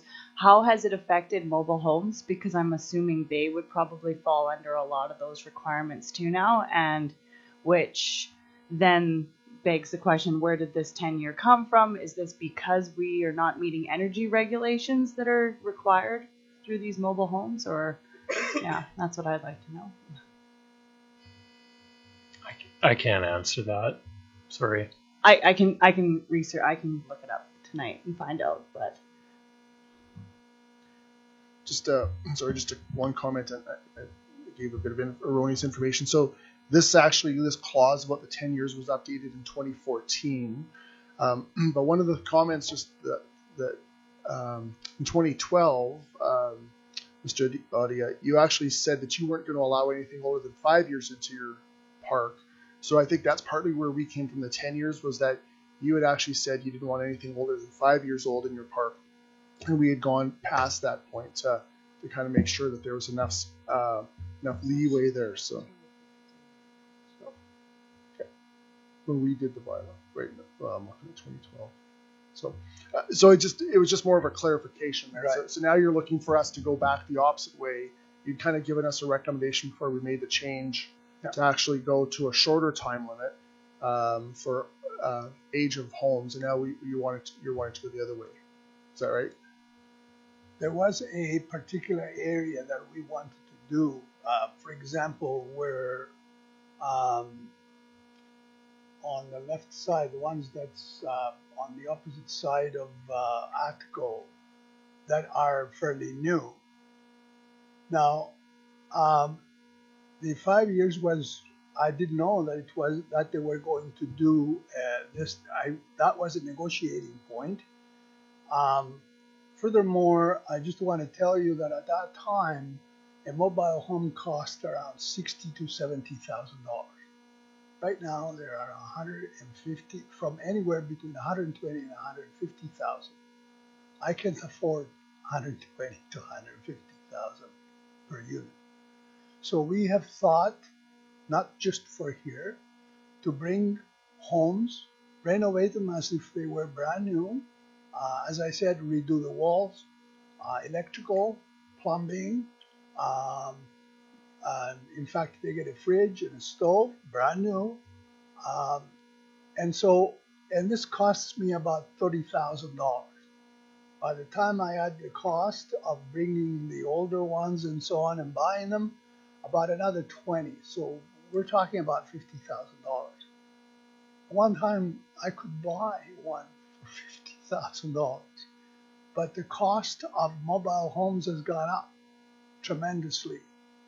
So that's the reason for it. And just one last question. So the idea of this is to actually bring in net new homes to increase the actual number of homes in the trailer park. Is that right? In your the number of people, the number of trailers, because it's advantageous for me, of course. Yes. In the long run. But in the meantime, I have to set aside about $1 million to do that job. But sorry, maybe I wasn't clear enough. So you say you own roughly half of the ones that are in there now. So are you doing some renovating? No, I'm seeing no in the background. I saw 50-50. It's 30%. That I own. Yeah. Right now it's about 30% that I own. The question I have is that are you bringing new ones in, or ones that you're going to renovate into the park, or that's the goal? But the 30% you own, are you also renovating those as well, or plan to renovate those as well? So you're going to do kind of both at a time where you're doing about 3 or 4 per year is what I think I heard you say you could do comfortably. Right, but if I need to get other crews, I will. Right, okay. Just wanted to make sure I understand that. Greg, I just want to ask you this one. So how does bylaw work with the trailer parks? Do you guys go in, or is that privately owned, or?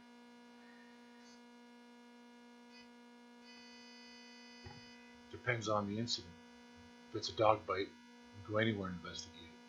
If it's a complaint by a tenant of something to do with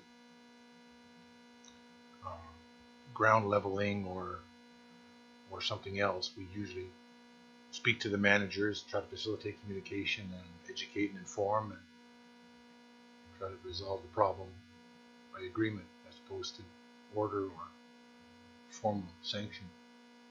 No, I was just curious. All right, anybody else? Just one more thing. I'd like to speak to the 10-year clause with the may not. Some of the people from the city of Calgary want to move here, even though it does say may not, right? They don't see that. They just see the 10 years, and it's a big turn off right away, and as a risk for it. The second thing as well is that it's great that the council is looking at the people's point of view from this. One of the things that the 10-year or older clause makes people feel old, and that perhaps they're not as clean as, say, a new old mobile coming in.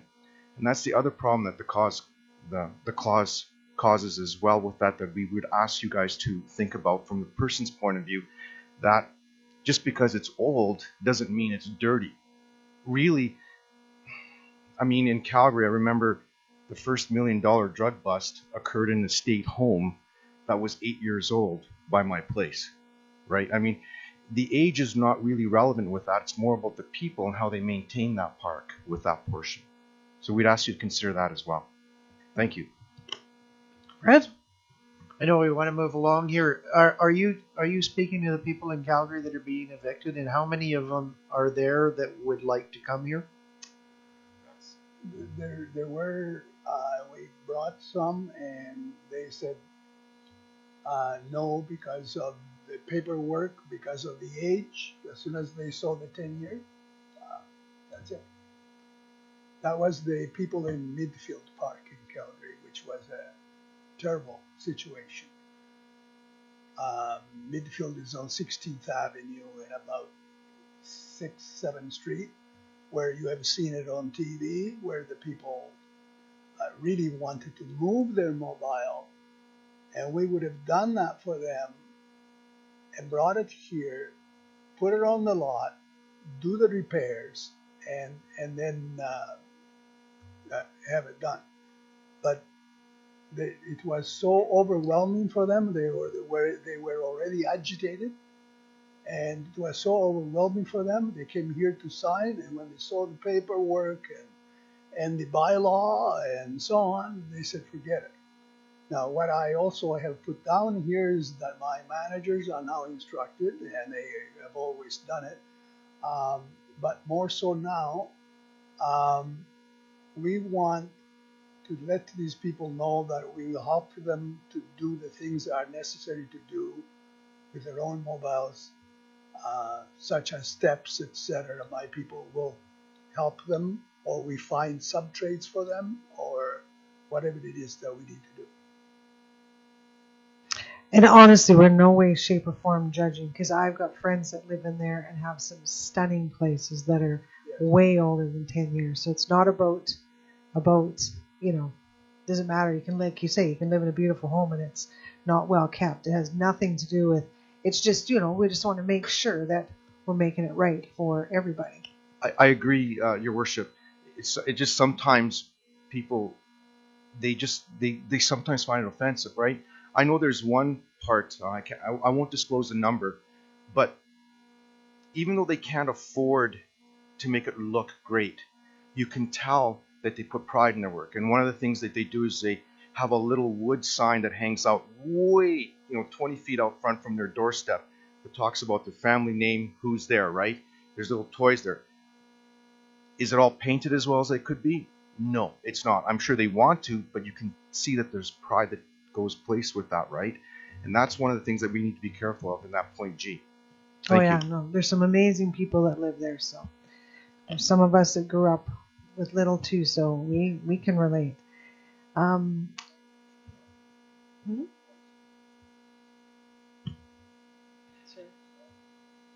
Daryl, go ahead.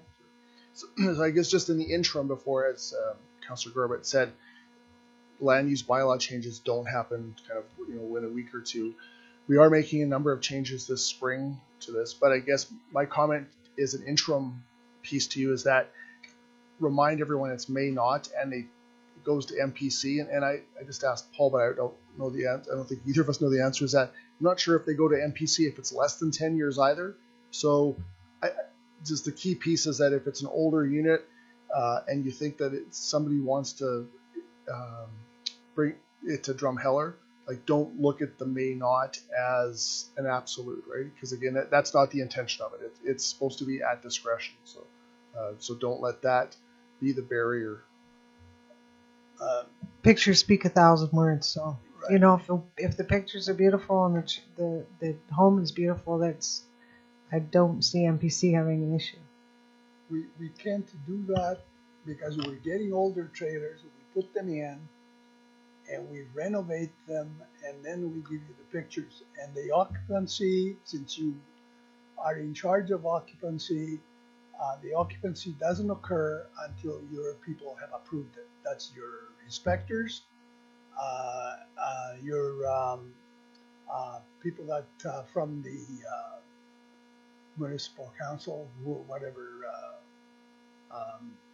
whoever you would put there to actually check on us before we do the occupancy. Who does the occupancy for you? Superior Safety Codes does all of the inspections, and then after that we review, and then we grant occupancy, our development officer. So okay. So yeah, and I think we're talking two different things here. You're talking if people want to bring their trailer from Calgary right now. I mean, if it's older, the pictures will help the whole process. So I think you got to just get that may not, clarified. That seems to be the staggering word, but I don't think it should be. I can't say much about that except for what we bring in, and we guarantee that. And so that's why we went this route, because it's very hard to find good-looking homes, a good appearance, if they are too old.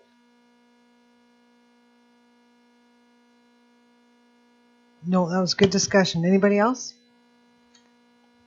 Well, thank you very much, gentlemen, for your time. Well, thank you.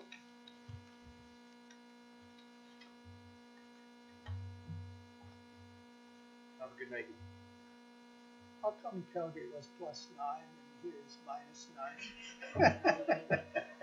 You don't want me to tell you what my uncle always calls it. Okay, we shall carry on.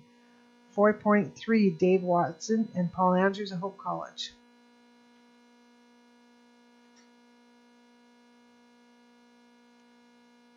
Your Worship, thank you, councillors and management. Thanks for having us here today. handing out some brochures if you haven't seen it. And one of our, we have a 2018-2022 business plan that's been somewhat revised since last time you've seen it.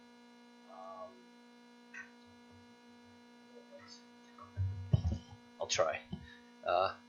Yeah, so you can hear me. So Paul Andrews, our board of chair, or chair of board, and then we have Kenina Pierce is my assistant, and then I have Bob Sargent here also. He's on our board. Just wanted to introduce them. Just wanted to give you a short update. I know keeping time here. Right now we have at college we have 17 students, full and part-time. It's been a really busy and wonderful year actually. Some of you may know that we moved from the Elam Pentecostal to downtown in the old Just You and I building. We've done that for a couple of reasons. One, for accessibility. We just found the stairs at Elam were not very good for people, especially if we have somebody that comes with a disability. We also wanted to get close to MH Enterprises, who we work with quite closely. And we also are closer to Alberta Works. We are finding that a lot of our students are adult learners, most are, and in that life transition. So we're working with, especially MH Enterprises, and helping those that are in that life transition and going from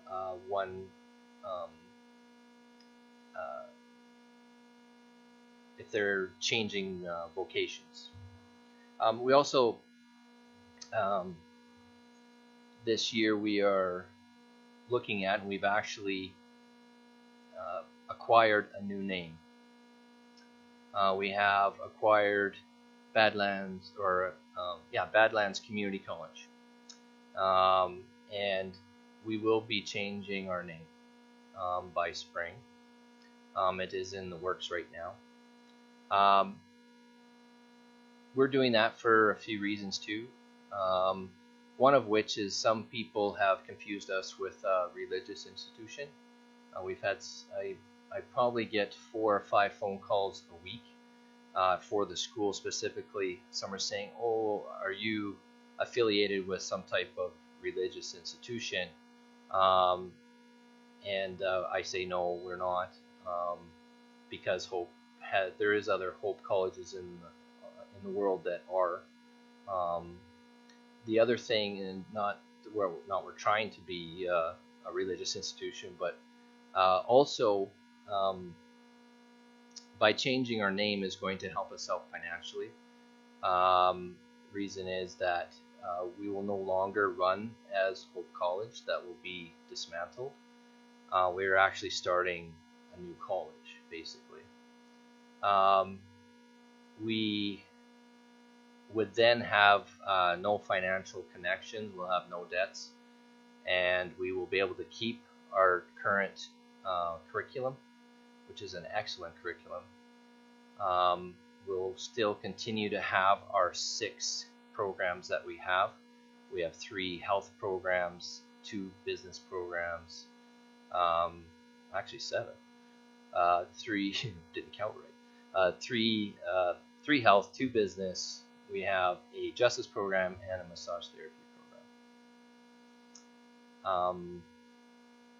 Let's see. Did I miss anything? I want to keep it short today. I pretty much did a dissertation last year, and I swore to myself that I would try and keep it a little shorter. We have 5 graduates this year. We have a justice graduate, 2 health graduates, and 2 business graduates.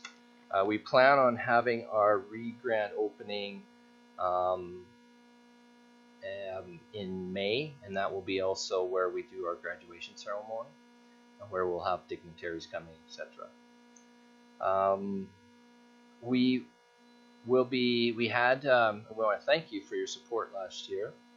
We had you down at, and you gave us $7,500. Thank you very much. That helped us out a great deal. We have a very shoestring budget. I myself, as the chief education officer, is volunteer. We pay our instructors strictly from tuition that comes in from the students on a straight student basis. So, for example, if you have 3 students, you'd make a certain amount of money. If you have 1 student, you just make whatever that tuition comes in. So we run at a zero balance budget for our instructor tuition. Everything else is donation based. According to this year, we are running approximately, or needing to raise about $17,000 to break even, which is down from approximately, I believe, $32,000 last year. So we have cut our costs by about $16,000 this year. We continue to do so. We have some fundraising that Kadena has graciously started for us, and we hope to raise some money from that. We will be giving out a few letters to different organizations to try and make up the difference. We also have very kind and generous board members that help us to try and get through the tough times. We definitely strive to become independent and autonomous without having to have any type of other fundraising. We are striving for that, obviously, but only being a few years in, we will need some help for a bit yet. We have met our goals this year, which is nice. We actually thought we'd have 15 students. Right now we have 17. We financially, our goals were to try and save approximately $10,000 to $15,000 on our operating costs. We were able to do $16,000, $17,000, so we've met that. And so I think we've had a really positive year. I think this next step is scary a little bit. Changing your name and kind of stepping away from something and walking into something else can be a little scary. I guess there will be a time where we need to have, Badlands Community College formally for a little bit of time until people catch on, so we don't think that we're competing with each other. But our social media has helped us a great deal. Now that especially those young and those that are in transition, use social media a lot, and so they're looking for work, they're looking for opportunity. We're finding that the people that we're serving are definitely needing that, and especially when they're needing help. I find that my daytime job is counseling, and then when I tend to do counseling when I do school stuff at Hope College, and I teach at Hope College as well. And our instructors, we have 14 instructors.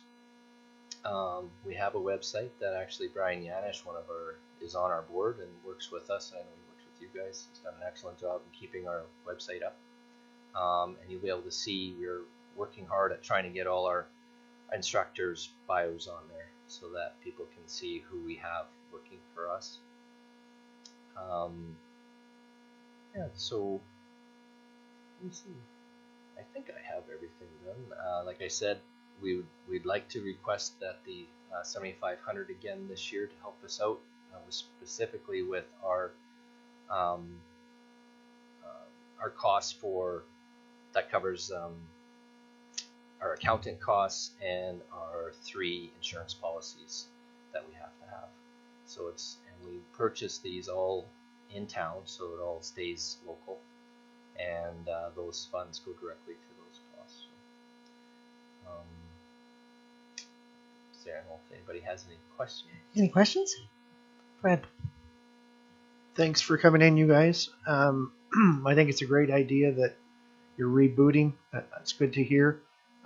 Amazing numbers, bringing your costs down like that. I just have some questions about the programs. Are there any of the programs transferable? That is a good question. I mean, they're transferable to whoever's on the other side.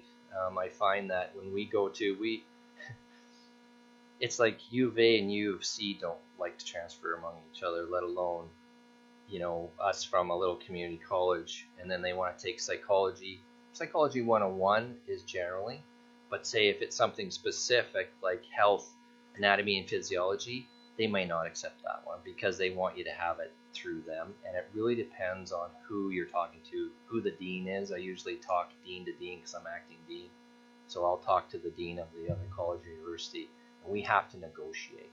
I have to be really, I haven't had to yet actually, to be honest, but I'm expecting I'm going to have to be kind of tough sometimes. So you know what, we believe in our staff, and it usually comes down to, well, who taught it, what's their credentials, okay, right? So it really comes down one-on-one. Are there any plans to affiliate with any organization, any other school to share resources or anything like that? Well, I've done some talking actually with Rosewood School of the Arts, just because that's part of my background. I've been a Rose Buddy since 1976, so I helped develop a few things there, and was the school an administrator there for a while. And they're even though they're an arts community, they really see the importance, especially for our business programs, because when they are done their their education there and get their FRSA in acting, a lot of them have to become independent contractors, and so the business is really attractive to them. I know in the past we have chatted with, we have an agreement actually with Bow Valley College. We actually have some courses that we share with them, especially our business law course. We also have had talks with Lethbridge and Medicine Hat. They are very interested in working with us. Details obviously will hopefully pan out over time. But it all that comes down to students.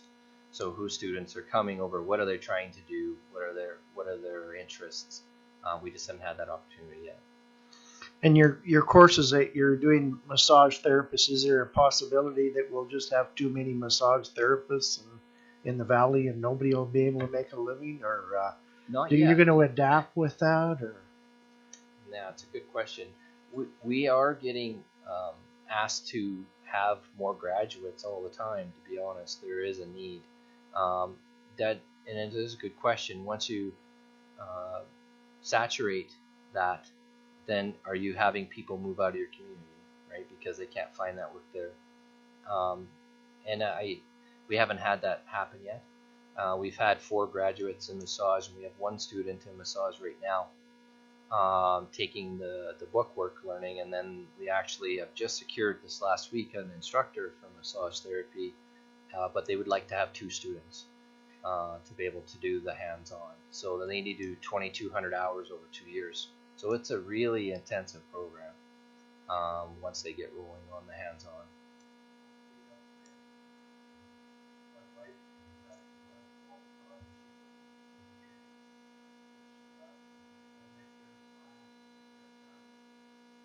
Yeah, we're getting calls quite a bit for massage therapists. Yeah. Yeah, you're welcome, Fred. Anybody else? Tom? So, I'm on the Economic Task Force? No. What's the name? Is that the actual name? Okay, Economic Task Force. So I'm the Education Committee Chair.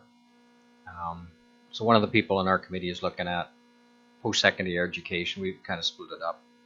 And so we've had a few meetings and a few discussions.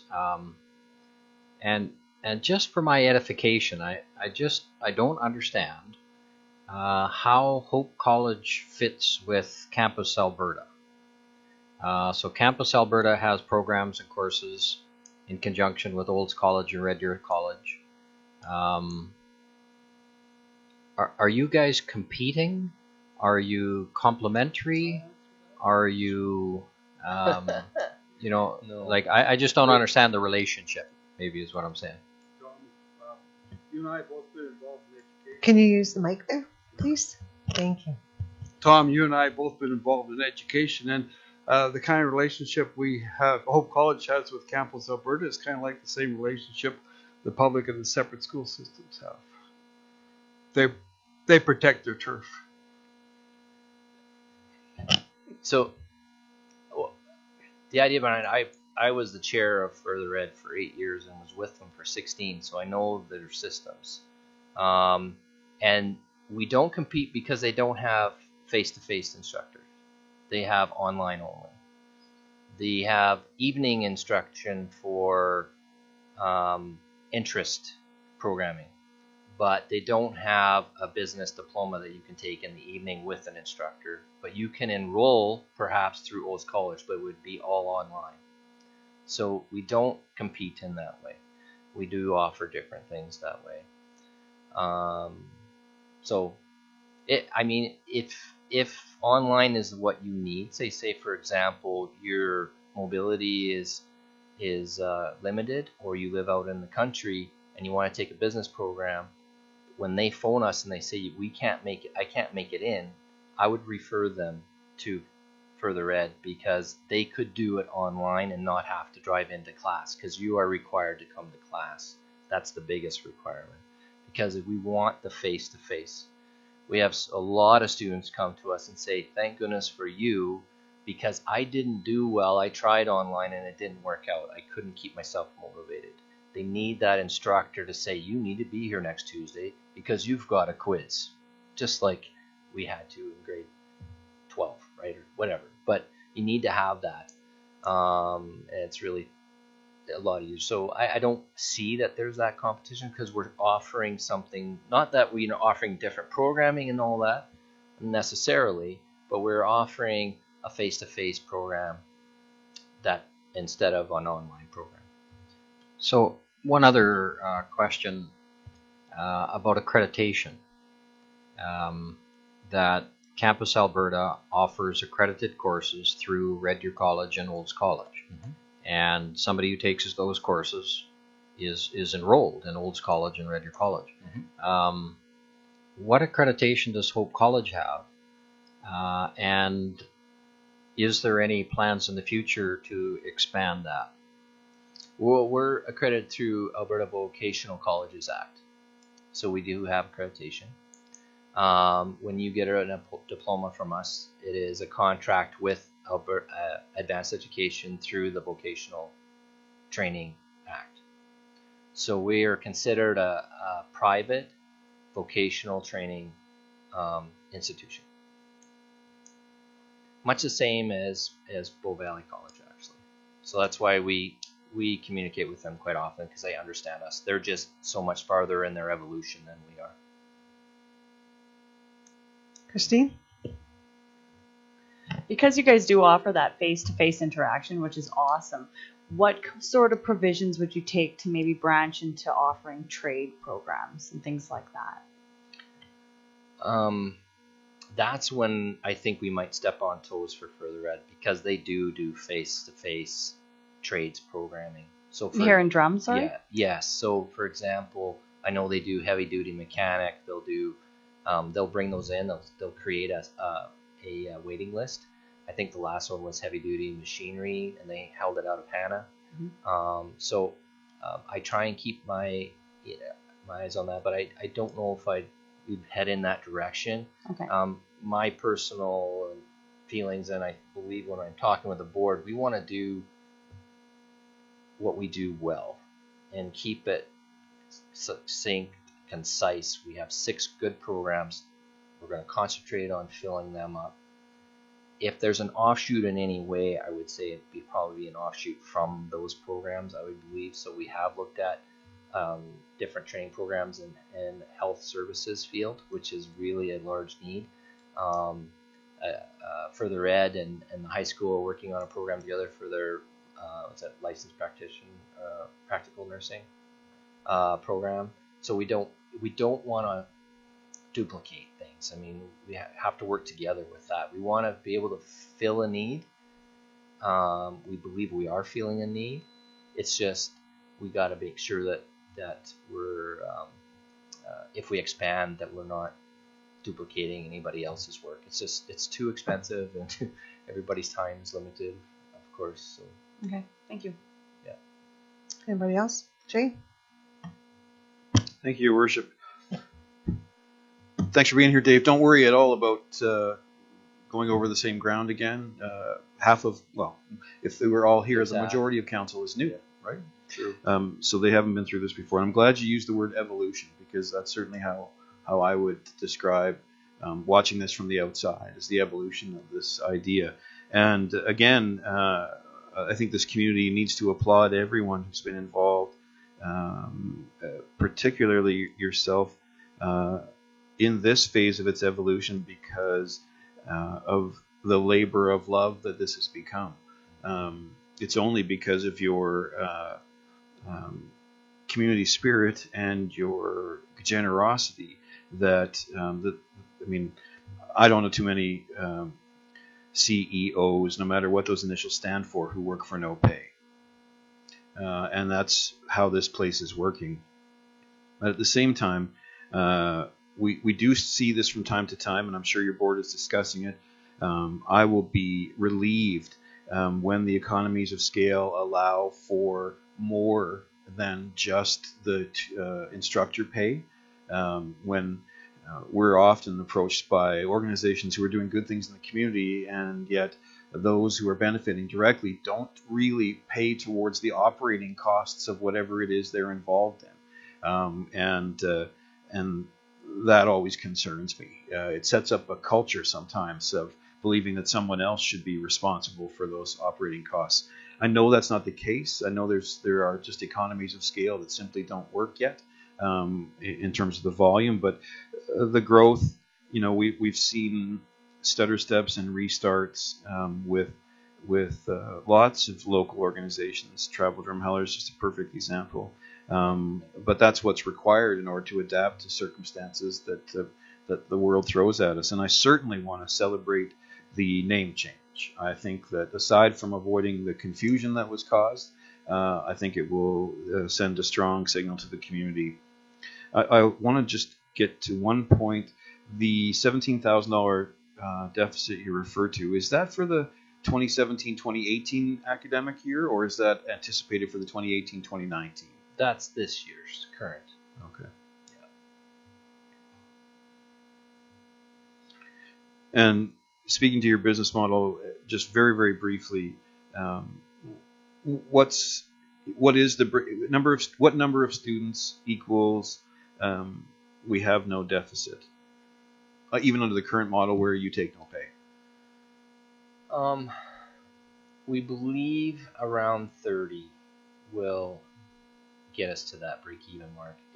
Right now, I'd have to probably change the model a bit, because right now an instructor will get paid up to 4 students. The 5th student pay goes to the school. So if we could have 13 different classes, all with just 3 students in it, and the school generates no revenue. Exactly. So if we get to that certain point, the board made it very clear that we needed to make sure our instructors were looked after. That was number one priority. I believe if I can structure it right, it's a real, it's a bit of a nightmare with it's getting all the enough classes in with the students so that they overlap enough so that we can get enough in each class, and they can still graduate in 2 years for the full-time students. Part-time, it's a lot easier because I might have 4 to 5 years to get their program done. So when I'm putting their programs together, I got to try and make sure there's enough overlap on all the programming to make that happen. And so we're trying to fill as many in.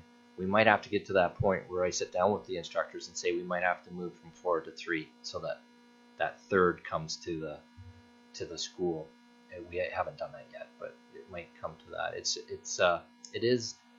a fine balance because you have very talented, educated instructors that are willing to give, and they do already, and we're trying to find other revenue streams as well. Over and above that, we have, with our new location, we actually, because we don't start school until 3:30, 4:30, we've subletted our building to make some income during the day to a child psychologist is coming in to use, and we're actually building a wall presently and insulated so that she can have her own space, and she pays for half our rent. So we also have a men's group that comes in once a month, and they pay for a quarter of our rent. So we're actually hoping by next year at this time we will have no rent issues. We don't have to pay for rent. Other people are paying it for us. So that's part of the goal. Then we're down to about needing roughly $10,000 a year to cover our other expenses for insurance and etc. And then right now too, we do online the bid stuff. I bring stuff from home and we sell it online so we can buy paper and stuff like that. So, but it's useful. So I mean, it's better than having a great big garage sale. Some people, I've had legendary garage sales in my place. So I stopped doing that. So we are trying to be as creative as we can with what we have, and looking at everything we possibly can get to make this thing work for sure. I think that's absolutely clear, Dave. Does your current home, will it allow for that kind of growth? I mean, if you were able to double your enrollment in the next 2 years, I have an agreement with MH Enterprises to use in the evenings their classroom upstairs. So I have access to that anytime free of charge. So that gives us 3 full classrooms, and for us to have 3 classes on at the very exact same time would be very rare. So right now we have room for 2 happening at once, and we do have that on Wednesday nights right now. We have Mark Chung is teaching stats right now, statistics, and then we also have a health class. Pardon me. Oh, Paula Numa's in the other classroom. Yeah, she's teaching not anatomy and physiology. I can't remember. But anyway, we have 2 instructors happening, and they're both vocal. So we had to put insulation in between the walls even to make sure that they're not being interrupted. But anyway, so right now we have availability for 3 classrooms.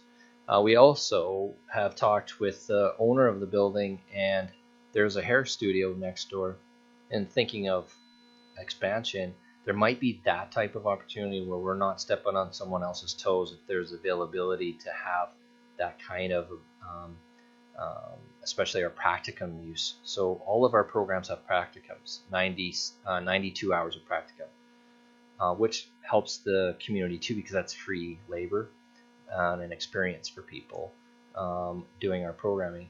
So, which is a benefit to the community for sure. Anyway, in behind that studio, regardless if we do a hair studio or not, there is another place to have a classroom. So we will have availability to have up to 4 classrooms if we really expand very quickly. And we believe that that's probably enough for up to 30, 35 students. Excellent. And my last point is one I don't want to make. So I want to make sure before I say it that you understand, and so does the board, the level of my admiration for everything you've done. I don't even know that perhaps your board and yourself want to count the amount of personal and community treasure that's been poured into this enterprise.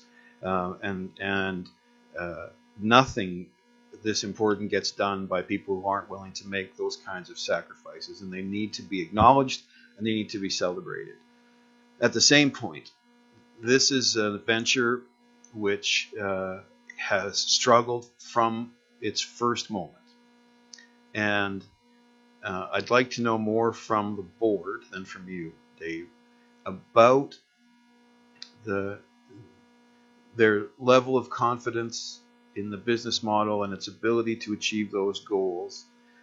Because as much as I think monetary support from the town of Drumheller, which is all of us as citizens deciding this is our, even though it's a drop in the bucket. I mean, $7,500 is not a very significant amount of money from our budget. We're still contributing, and it would, since education is not a jurisdiction of municipal government, we're stepping out of our jurisdiction to be supportive and always have. But it would certainly be our goal to not be in the college funding business in perpetuity. So what I'd like to know from the board is, how many more years are you going to pour your own treasure into this stuff, guys, to keep it going? How many more years are we going to demand that the public support this organization? When are you off the taxpayer as far as your model goes?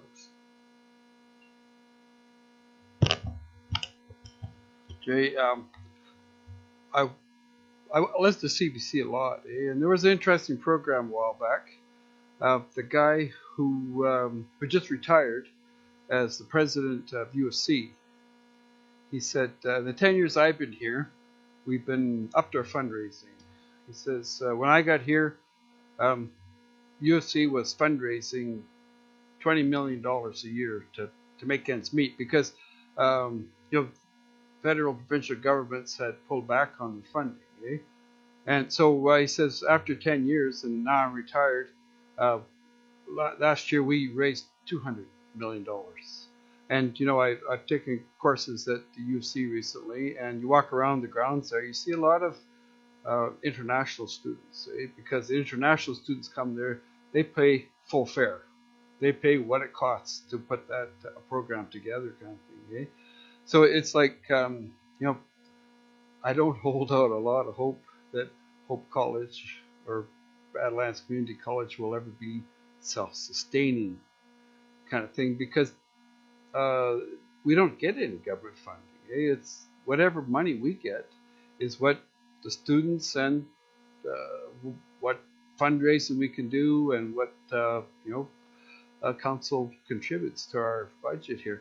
But what I see walking around the town is I see a lot of empty storefronts, and you probably you probably as well as anybody here understand. You and Fred understand the challenges of small business, And I just heard a thing on the radio the other day. The Canadian Federation of Independent Business say that right now small businesses are suffering because of excess government regulation and taxation. And they say the large businesses can absorb some of that, but small businesses, feel the brunt of this overregulation and overtaxation.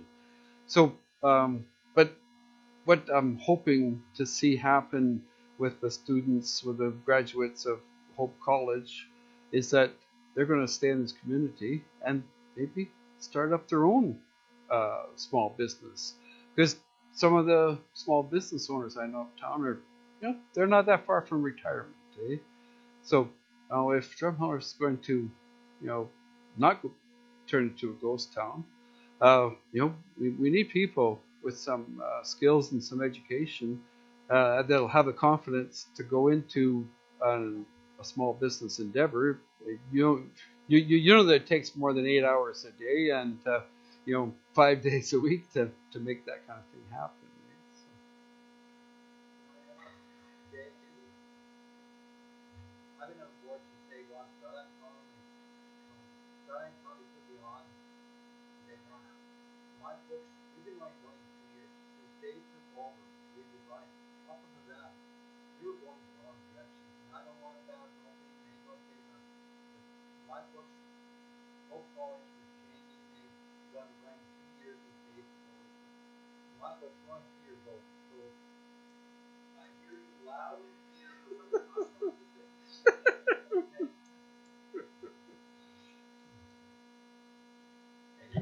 I guess, can I answer that a little bit too?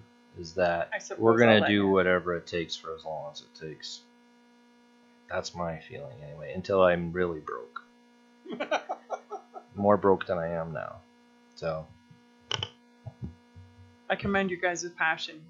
The few meetings that I've been able to make it to with you guys has been absolutely phenomenal. You sit in that room and you just listen to all the little gophers on the wheel turn as to how do we can make this happen. And like Bob said, 2 years, what a difference and what a distance you have come. It's very commendable. So a couple of questions in regards to the basically doubled students. What do you give credit to? Do you think social media? Do you think new location? Well, yes, plus I don't think I was totally accurate last year, because we have one of the things that we are proud of is that we don't have to have concurrent programming all the time. So somebody might come to us, they have 4 kids, they took a year, I need to take a year off because I need to raise money, or they're not, these kind of things. So we have students that are registered, they might not be actively in class right now, but they're still registered. So at any one time, we'll have 12, 13 students taking class, but we'll always have 5 or 6 that are on the edge going, yeah, I'm going to go in September. I can't do it right now. I'll take a semester off, these kind of things. That wasn't fair of me last year because I did not include those. And I should not write those off, because I have had students come back, even though they said, I quit. I don't want to go to school. You're too hard. Your tests are tough, or whatever, and then they come back and say, no, I want to come back in September. I miss it. I need it. So that's where those numbers come in. Awesome. Okay, so in my next question is in regards to Community Futures.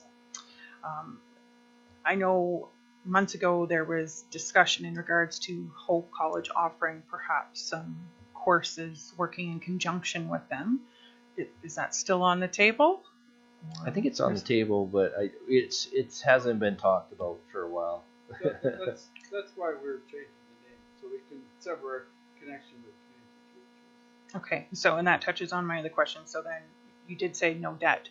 So the debt is just transferring or following Hope College, correct? Oh, yes, exactly. So, and have you had correspondence with Community Futures in regards to their thoughts on that? Yeah, they're the ones that actually asked us to do it. Okay, so in their vein of thinking, that means the debt is then done. We can start fresh. They're the ones that came to us and said, why don't you do this? Okay. They really can't write it off until Hope College doesn't exist anymore. So we've been to Bill Herman to talk to him about, what do we have to do to sever this connection. So we've been to Bill Herman to talk to him about what we have to do to sever the connection, and he's given us advice on how to go about this. So, by the end of this semester, we should have everything in place to retire Hope College and to nice fresh start. Go with Badlands Community College, new sign, all that. Perfect. So, Bob, as you're from Starland County, is Starland still a major contributor to Hope College? They've always supported us. At what level this year, it hasn't been determined yet, but it'll come. Perfect. Thanks, guys. Anybody else? Well, they've asked all my questions, so lucky for you guys. All right. Well, thank you so much for coming and presenting, and appreciate it.